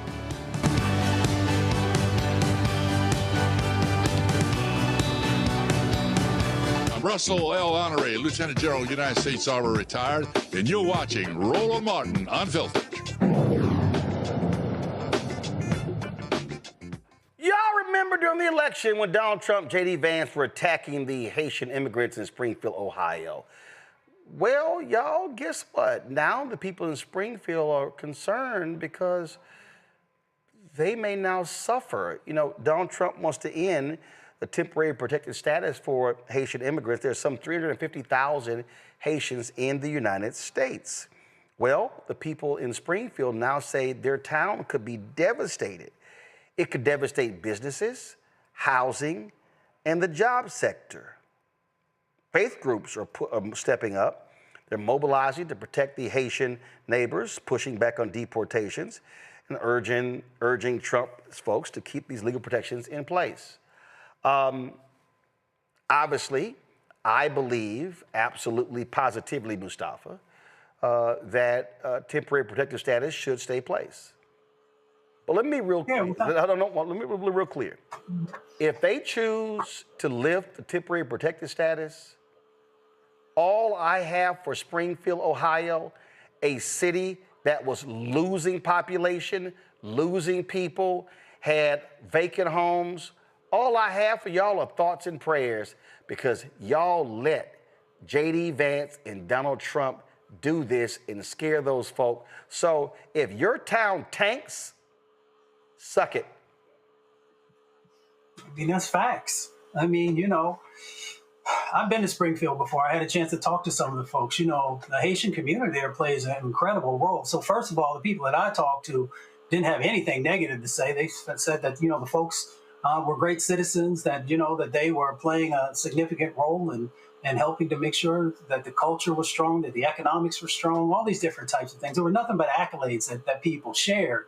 And what Trump does is he destroys economies, whether they're economies on the local level, on the larger state level, of course, on the federal level, because they don't think through. When you have these hateful sets of policies that are not really truly evaluating what does someone bring to the mix, and you just do this bigoted stuff, then there are repercussions for that. So Haitians have choices, right? If they don't want to stay here and continue to do the jobs that many of other folks didn't want to do, and as they continue to actually help to strengthen the housing market, they can go to Canada and they'll be welcome there, and they'll have plenty of opportunity that exists there. So we hope that folks continue to protect them, make sure that that we see that they are valuable citizens, and that that we continue to move forward in a direction that looks like the 21st century and not something from the 18th century.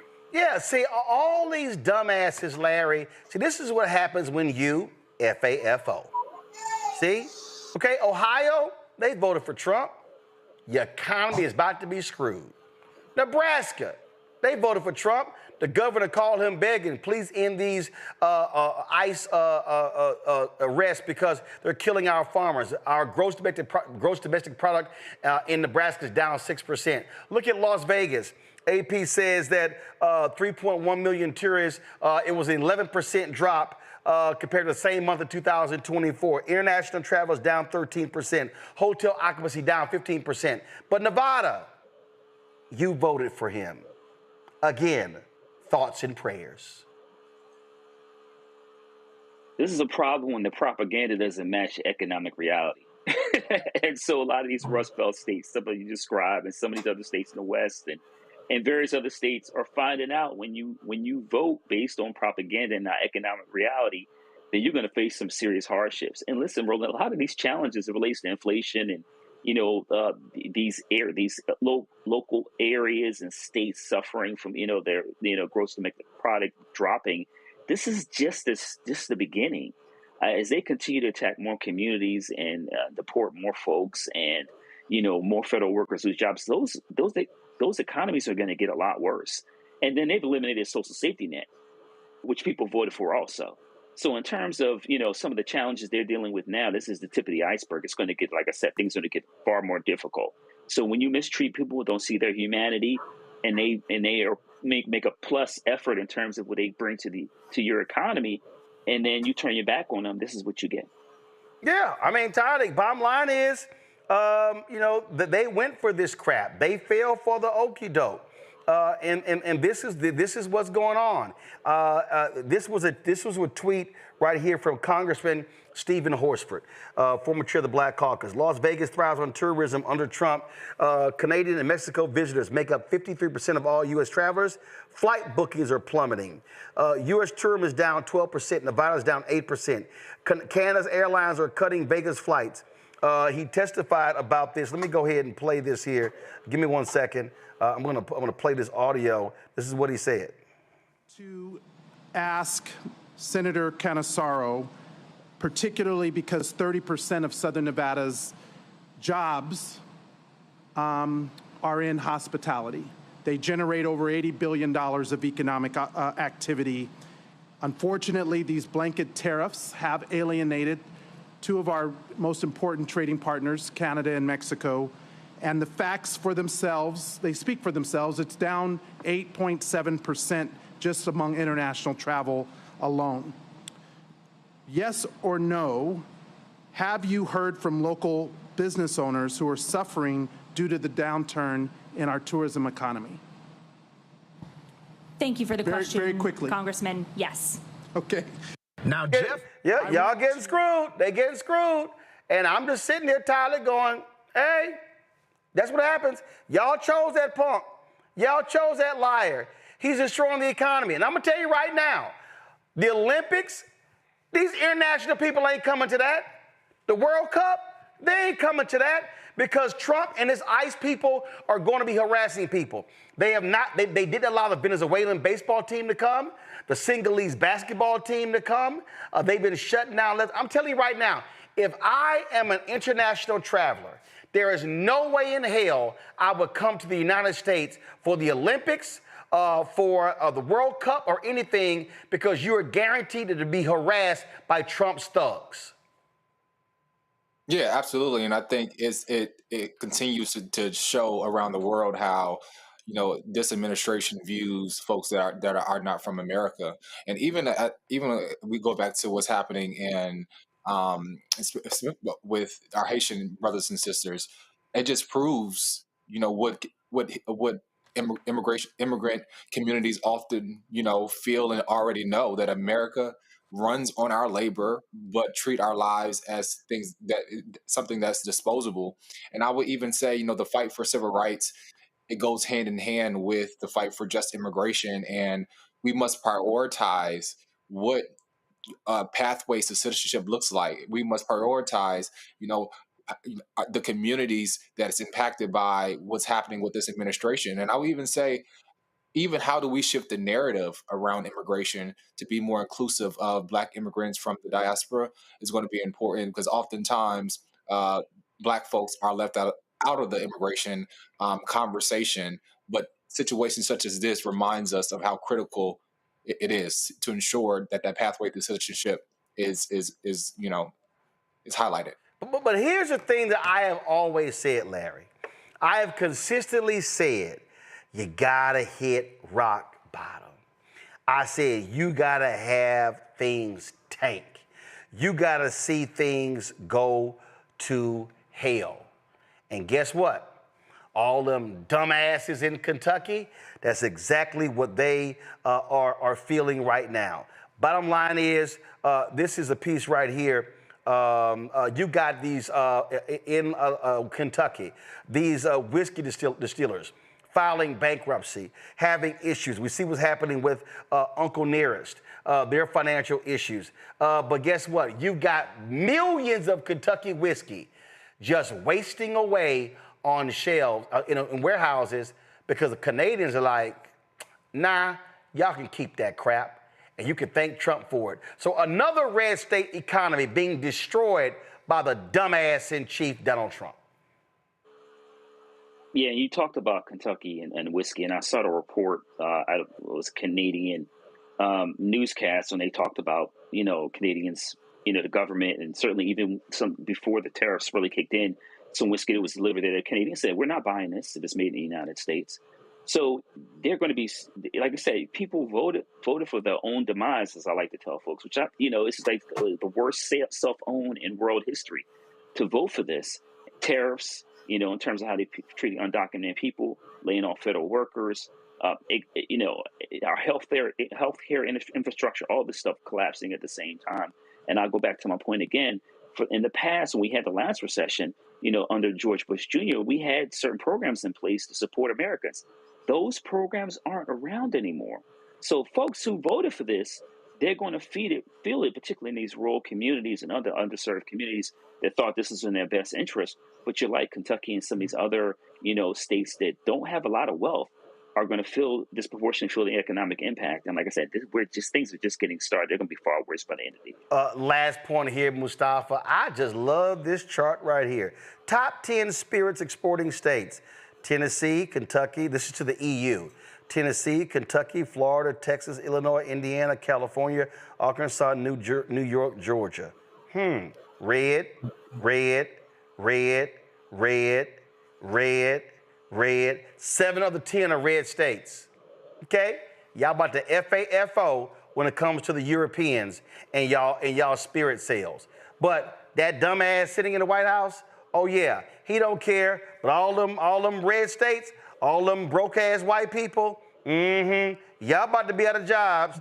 Oh, guess what? Unemployment ain't gonna be good for you because they cutting that. Oh, guess what? You're gonna need some SNAP benefits. Yeah, they cutting that. Well, I'll be damned. You're gonna need some health care. And they're cutting that. Yeah, that social safety net is gone. It's gone for everybody. Doesn't matter if you live in a blue state or a red state. Folks need to just wake up, right?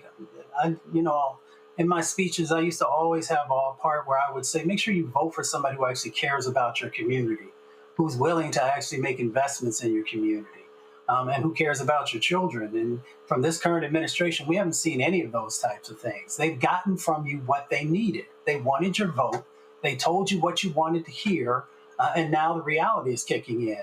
But they also, if you would have went a little bit deeper, you would have actually been able to see that when they were talking about Project 2025 and Agenda 47 and all these various things that were out there, that, yeah, after it impacted Black and brown folks and indigenous folks, you were right there also the next to receive these impacts that were going on. So as we move forward, the midterms are not that far away. It's literally a blink away. I hope people will actually analyze these individuals who are asking for your vote and ask yourself the question, will my life be better? Will my children's life be better if I give them my vote? So let me say the final comment before I go to break. This is for all y'all people in Nevada, all y'all people in Kentucky, and all y'all people in these red states who fell for Trump stuff. You about to lose your job. You about to lose your job. You are about to lose your job. And y'all can't blame it on Black people. You can't blame it on brown people. all y'all can do is blame that white supremacist in the White House. I'll be back. This week on A Balanced Life, we're discussing all things young adulting. You've graduated high school, now what? I know you're ready to move out of your parents' home and do your own thing, get on college campus and have fun with your friends, but there's some tips and tools that you'll need in order to be able to enjoy the journey to young adulthood. Just walked across that stage, you excited, you bout it, you ready to live your life. You don't have to listen to your parents, you come and go as you want. But do you have the funds to live the lifestyle that you have grown accustomed to? That's all next here on A Balanced Life with Dr. Jackie on Black Star Network. Hey, what's up, y'all? I'm Devon Frank. I'm Dr. Robin B., pharmacist and fitness coach, and you're watching Roland Martin Unfiltered.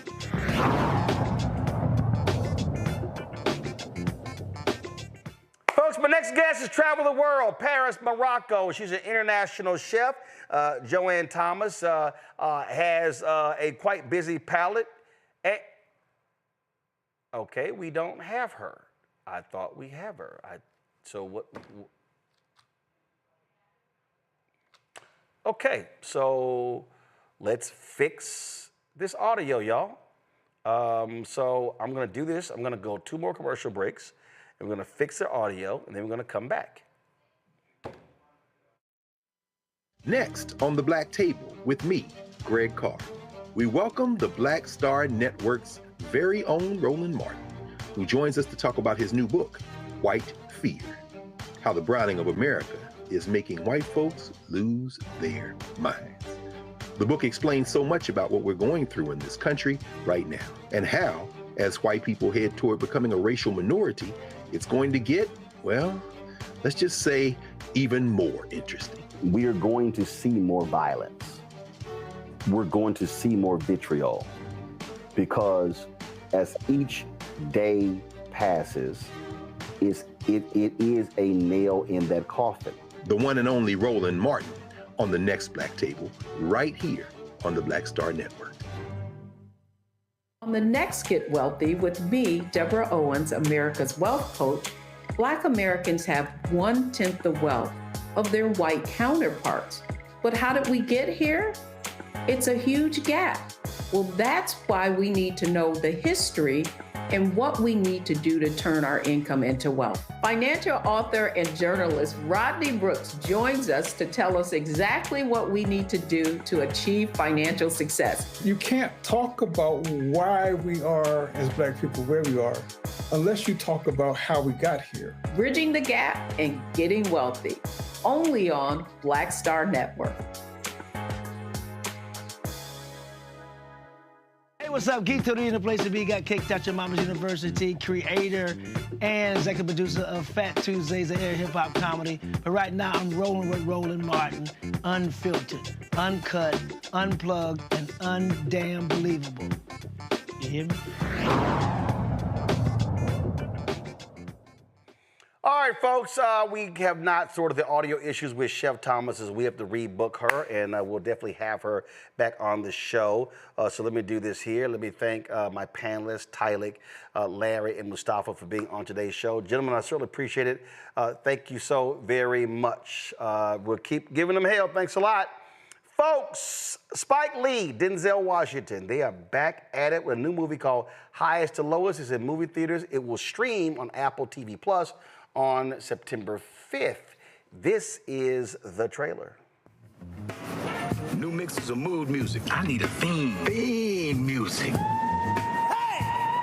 Wake up, y'all. The king's here. Got to pay back. Hey. Buying back, stacking his records. It's a lot of money. There's more to life than just making money. It's integrity. That's what you stand for. What you think? I think you got to be a little crazy sometimes in this world to get what you want. Ain't this son? I got your full attention now, huh? You finally listening to me. Somebody's got Trey. What do you mean somebody's got Somebody's kidnapped our son. $17.5 million in an all-black Jordan backpack. Try me if you think I'm playing. I ain't got 11 a.m. board the 4 train on the money-making Manhattan. You let him go, I make sure you set free. It's too late for all that. It's never too late. You're not God no more, nigga. I am. 35 and I'm still a pretty guy. I gotta feed the streets, my lady, and a newborn kid. And I ain't trying to go back and do another bid, you dig? I know what it is to risk everything you have for something that you want. I know what that means, to have nothing and want everything. What is that? Insurance. That's Jake from State Farm. Shout out to my felons, boy, we caught another felon. Shout out to my felons, boy, we caught another felony.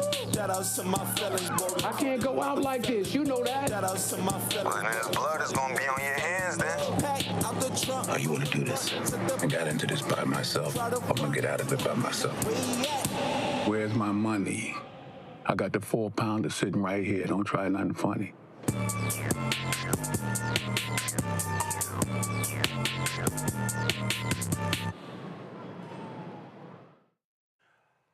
Well, folks, I had a chance to sit down with Spike Lee to talk about those two back together again. Here's our conversation. All right, Spike, and I know we're here to talk about your movie, but you and I, we can't, it always got to be a sports conversation. How your little Yankees doing? Well, you know what? The Knicks were easy to conversation. We just skipped the baseball season, huh? Not easy. You know what would be great if we make the Rockets meet the Knicks. Hey, I'm telling you. You know that's the Olajuwon, you know, Pat Ewing. So that'd be great if we in the future, the near future, we meet in the NBA Finals. Well, in the spring, I've already circled the date. Madison Square Garden. Last night, I was like, oh, I got to hit Spike. I said, we got to go to the game together. Because, man, listen, y'all balled out. Got a new coach. Hey, we got a young team. I think it's going to be a fantastic. I love your coach, too. I love your coach, too. Oh, yeah. So it's going to be all good. And I think, so we'll see what happens. Man, let's get to it. You and Denzel back together again. Like the song Roberta Flack and Donny Hathaway, but I'm not gonna sing it. Marvin Gaye and Tammy Terrell. What song? Well, don't matter. I'm talking about great duets. No, I thought that you were gonna say a song from their great songs. You're all I need to get by. Oh, there you go. Ain't nothing like the real thing. Marvin and Tammy. That's it. Donnie and Roberta, the greats. How long has it been since y'all did a movie together? Inside Man it's like 18 and 19. What is it? Can tell me what the number is? 19 years. I did not know, Roland. I did not know 19 years expired between Inside Man and this new joint. The new joint by the dynamic duo, Highest to Lowest. And I did not know that till a journalist told me. So, man. But it's not like Denzel and I did not know that, and I feel like that. And it wasn't a situation where we felt like we had to relearn every done the previous 4 films. It was like Highest to Lowest was yesterday. You know, that's how deep our relationship goes. Again, 19 years, because it seemed like, man, I swear, for a while there, every year it was a movie coming out. Listen, I still talk about, we just had our Black Journalists Convention, National Association of Black Journalists in Cleveland. And I tell people all the time, they debuted Mo Better Blues at the convention, and I remember just sitting in that movie theater, mesmerized, the colors, Ernest Dickerson. One of my favorite Spike Lee joints, Mo Better Blues. Bleak. The Mo Better makes it Mo Better. Mo Better, and you want some more of that Mo Better? Yeah, I want some more of that Mo Better. I think we delivered with this new joint, the Highest to Lowest. Let's talk about that. Because what for this newest, what inspired you? The setting, music exec, Denzel's the boss. My goodness, you've got the amazing Jeffrey Wright. How did this come together? Well,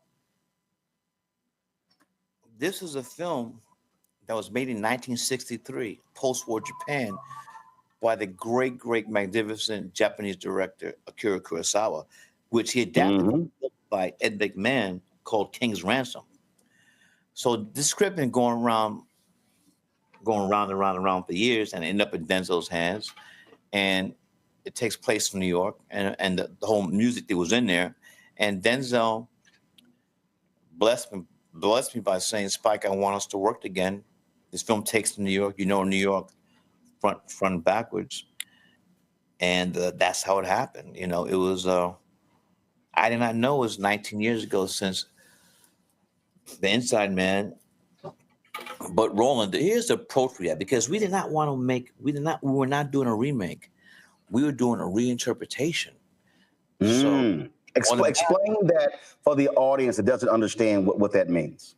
It means that you respect the original, but you're not trying to do everything that was done, and you're trying to expand it at. So Roland, here's the deep thing. I put myself, I'm a great jazz musician. So we could see Julie Andrews singing my favorite things in The Sound of Music, written by Rodgers and Hammerstein. Great. American standard. But what did Coltrane do? What did Miles Davis when he did My Funny Valentine? What did Elvis Gerald and Louis Armstrong do when they did the album Porgy and Bess? It's reinterpretations of great standards. And that's the approach we took with this film. It's a crime thriller. You obviously have the amazing Denzel Washington. But when I saw the trailer, I went, oh my God. Spike has Denzel and Jeffrey Wright together.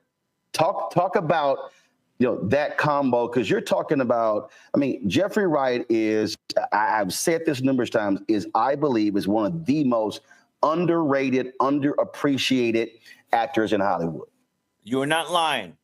So since we ain't lying, say it again for the last row. Again, I've told this to him directly, and I'm going to send him a text when we get done. Jeffrey Wright, flat out, one of the most underappreciated actors. In fact, I believe that it's the same thing I said to Delroy Lindo when you did the movie with him, the Vietnam movie. The Five Bloods. And same thing. So it's just, unfortunately, the way Hollywood works, these amazing actors don't get the juicy roles, things along those lines. But just talk about those two together on screen, they're how they flow back and forth. Well, number one, and thank you for saying that. And also, there's deep love and respect between them. Deep. Game recognizes game. I'm going to repeat that. Game recognizes game. And when you have two giants, no matter what we're talking about, sports, whatever, that come together from a place where it's not competition, but love and respect, it just lifts up teams in sports, and the same thing in the art, in music and film. And so it was a blessing to have these two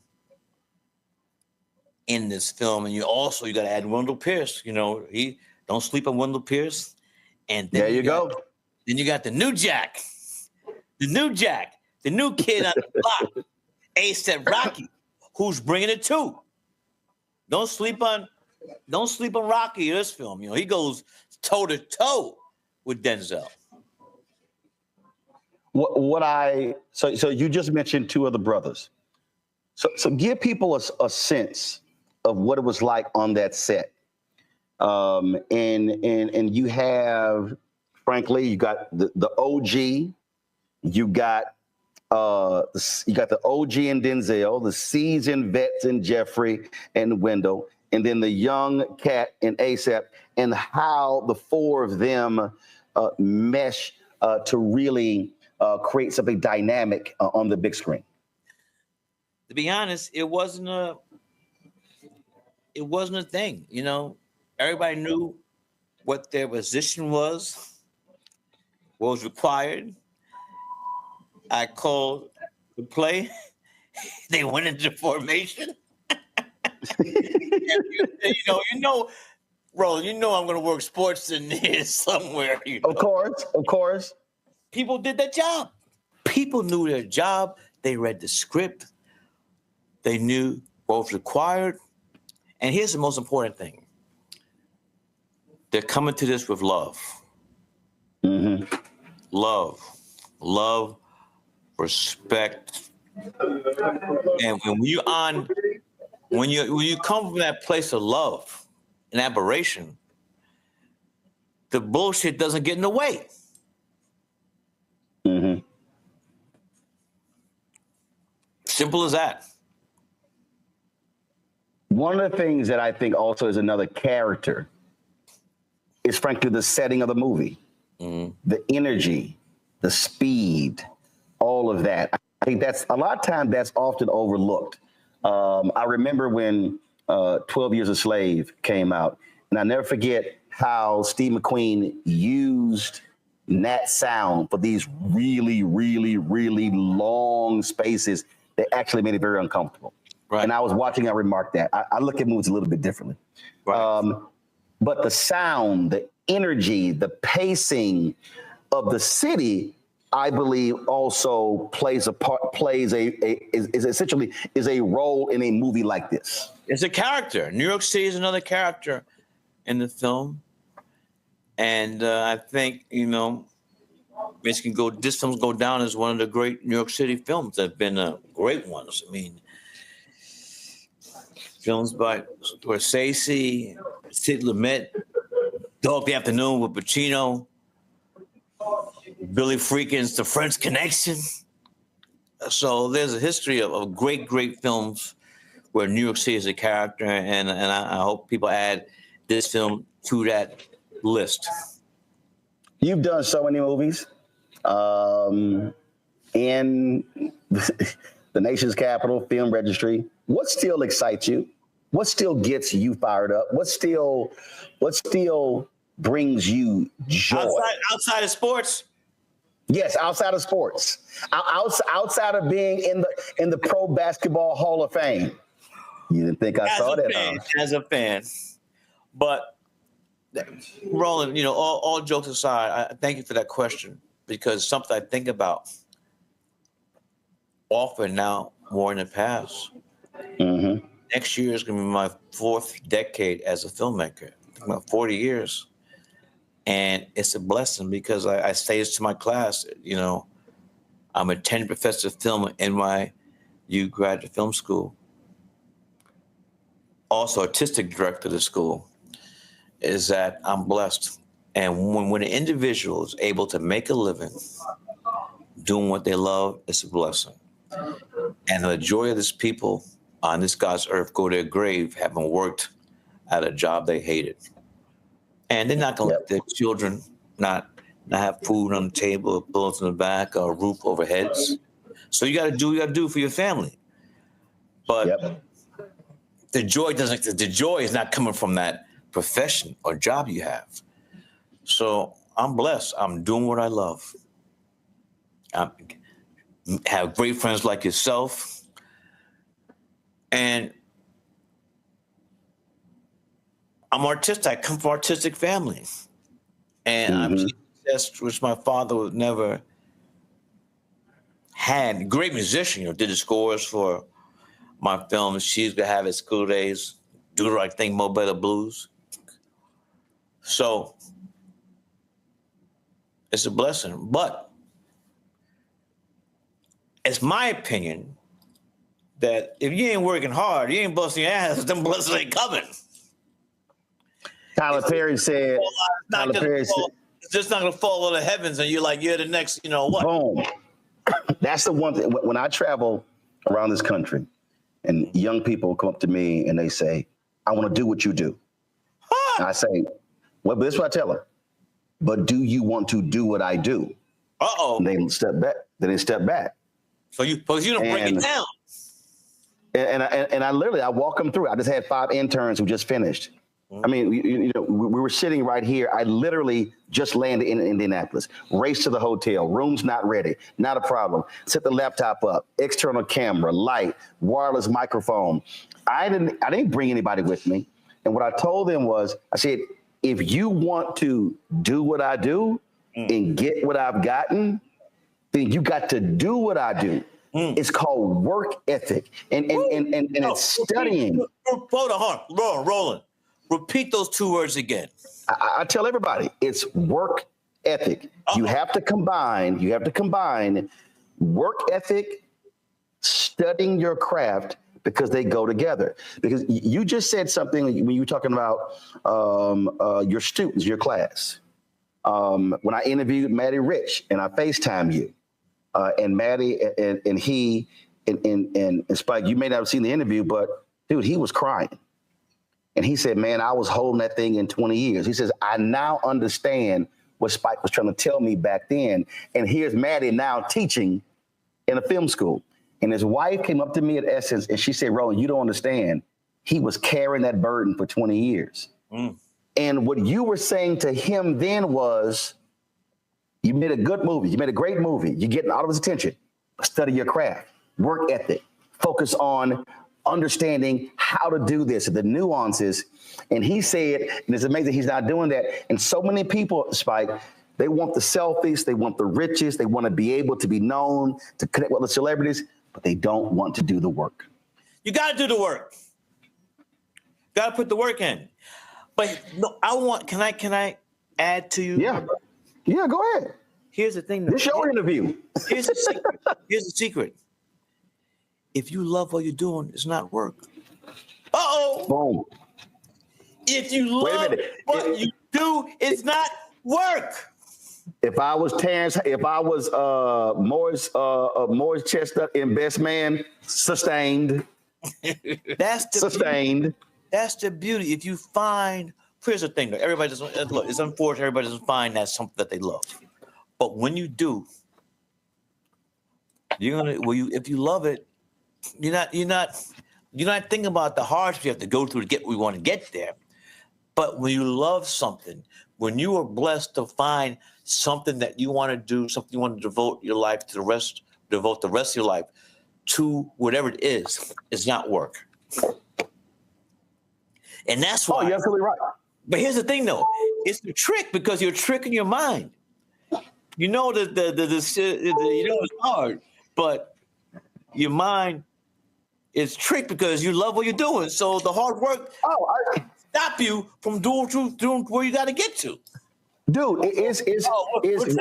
we're dropping pearls today, baby. No, I mean what you just said. I'm telling you, it's like when people they stop me and they say, "Hey, Roland, this your sister's birthday party. You got 4 cameras going and you're shooting stuff." I said, "Oh, I'm sorry, that was work." I mean, it was just. So for me, I get joy out of shooting. I get joy. See, everything for me, people don't realize, Spike, I went to communications high school.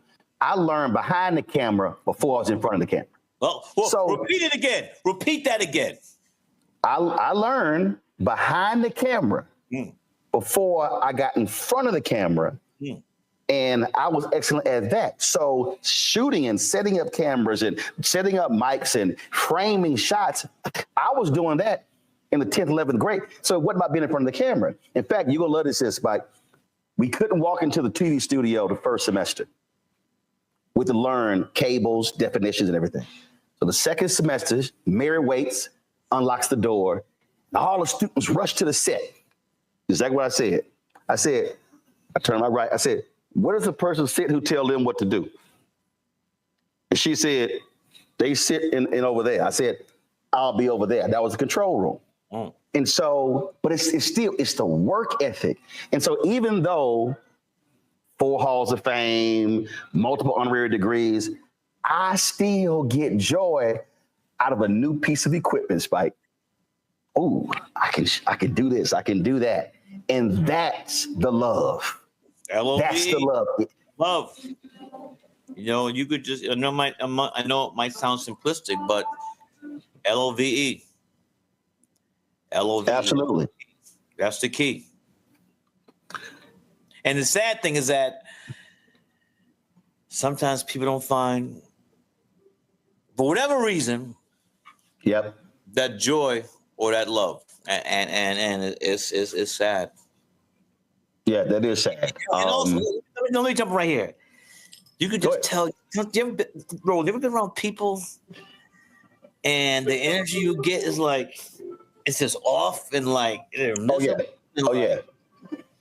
And you just after that, you're like, I ain't gonna be around them no more because I don't want to catch No, seriously. I mean, I appreciate God giving me discernment. There are folk, I'm like, matter of fact, I told somebody this, they thought I was lying. I said, I've met a lot of celebrities. It's some people, I don't want their phone number.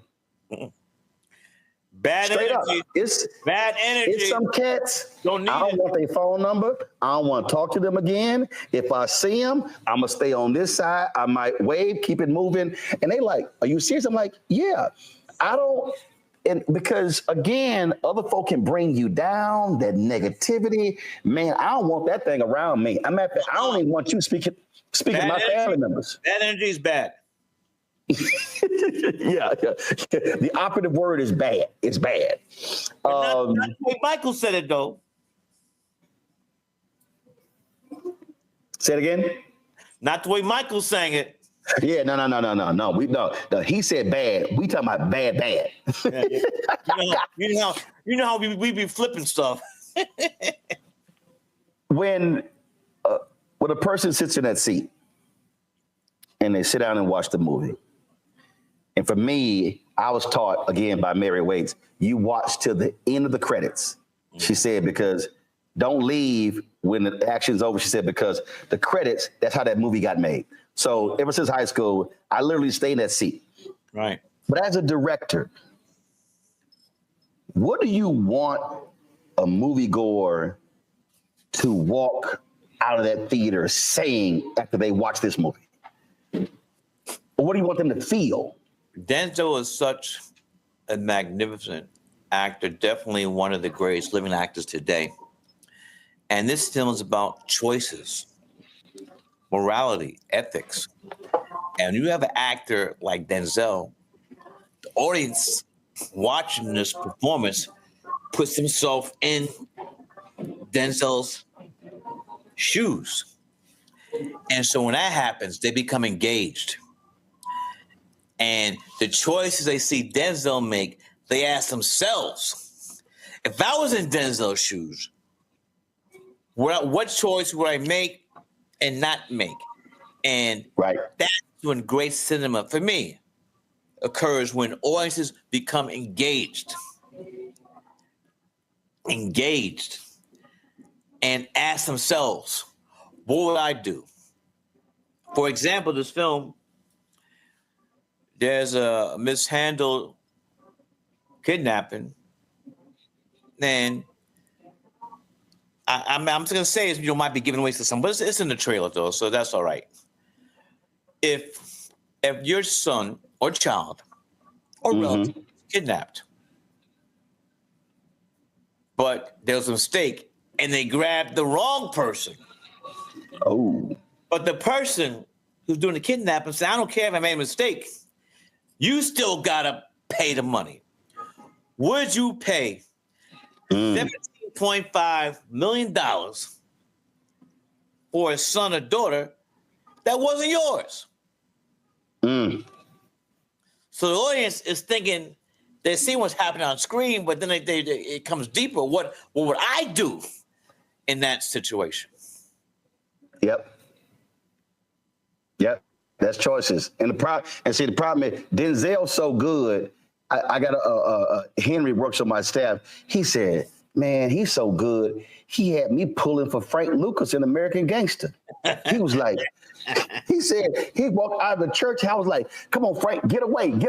I mean, but again, but what you just said right there, that tells you when a person brings such power to a character that you cheer for the bad guy. And there's only a few people on this earth can do that. And our brother from Money on Mount Vernon is one of them. I gotta ask you this here, because I know you got a bunch of other interview stuff along those. I gotta ask you this here. Somebody said, Lord, Denzel turned 70 and he just been snapping on everybody. Recently, right? He tore up Jerry Jones. Jerry Jones. Boy, said, all money ain't good money. These sports talking heads. Denzel been snapping on everybody. They said, man, the brother turned 70. He got saved again, became a preacher. They said he been lighting everybody up. He caught fire. And I'm telling you, you don't want to get caught in that fire. Let me from experience. You don't want to get caught in that fire when D goes off on your ass. Well, you don't want that fire. You don't want it. You don't want it. You're going to love this one. So I met Paulette, his wife, and Sam's wife, LaTanya, before I met Denzel and Sam. So I had their phone numbers before. I don't have Denzel's, I got Sam. But the funny thing is, I text Paulette, we text all the time. And man, when I heard that Denzel was a Cowboy fan, and Spike, you understand, I hate the Cowboys more than I hate the Klan. I'm 100% Houston. Man, he started talking smack. Wait a minute. He started talking smack, and she's transcribing his smack talking, and I was talking back. So I said, texting each other? You were texting each other? No. I was texting Paulette. All right. And I was trashing the Cowboys, and Paulette was relaying to him what I was texting. He was telling her what to text back to me, and it was like this here. I know that was funny. Oh, absolutely. Because I can't stand the Cowboys. I want them to go lose every preseason game and go 0-16. But you have love for the orange and blue, though, right? Who's that? Oh yeah, the Astros. Absolutely. Oh, the Knicks. No. You guys are black and orange, not blue and orange. No, we're blue and orange. I'm sorry. Why you steal that? I'm sorry. We're blue and no. We're blue and majestic orange. No, we always had our blue. I got the old school rainbow J.R. Richards jersey. Whoa. What year was the expansion year of the Houston Astros?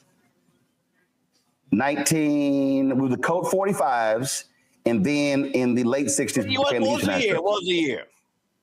I don't know, like 68, 69. The New York Knickerbockers were the charted members of NBA. We were orange and blue way before you guys.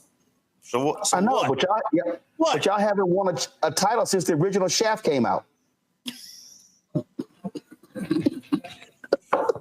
was a good one. Shaft, he's a bad man. Isaac Hayes.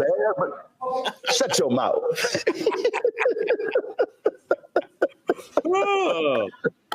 We always have a good time together. Who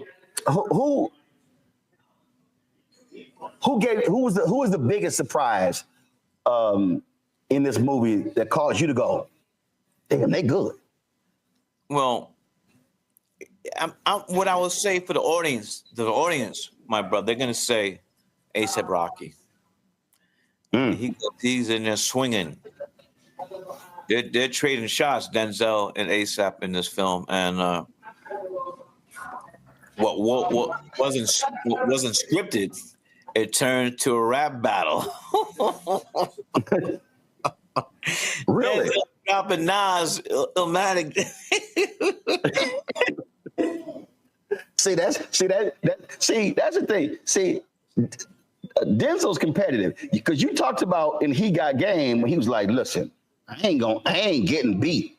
I'm gonna score something. I'm gonna hit some." He wasn't gonna be a donut. He was gonna at least score some baskets. And another thing, real quick, is that Denzel played JV at Fordham, and PJ Charisma was coach. Really? Matter of fact, I just had one of my interns runs track at Fordham. She was just on our before the Rams. But see, I just love that part again. So whether it was He Got Game or what you just described, the competitive nature is like, oh, so you're a rapper? Okay, all right, okay. I mean, don't think I'm an old geezer. I got something for you too. But the reason why that works, Ron, it just lists the whole film up. So it's not done for selfish purposes. It's done to make the film better. There you go. Well, go a little dig deeper. It's about love. Right. But see, this is the mistake that I think people make when they talk about competition. Competition ain't bad.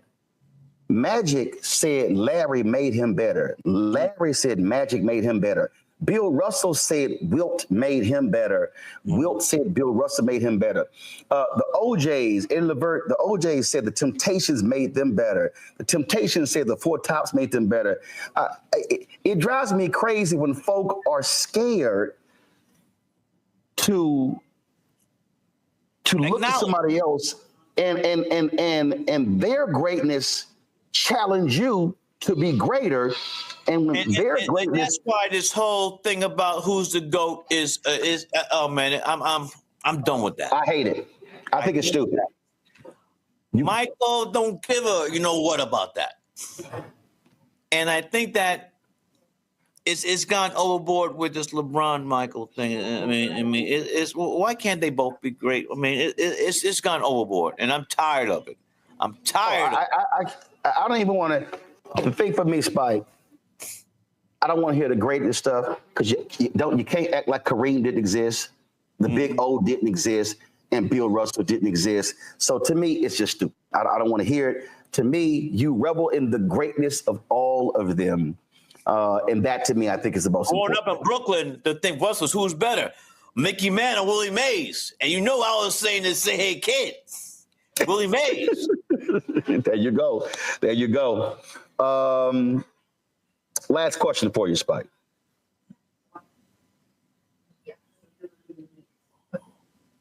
If you had to sit down and somebody, no, I don't want to ask that question. You were in a group, you go somewhere, you in a classroom with a group of students. And this is shocking, but they don't know who Spike Lee is. Let's go to the future. We are 100 years in the future, and you're in a classroom with a group of students. Of all your movies, what movie would you want to show them that speaks to who you are?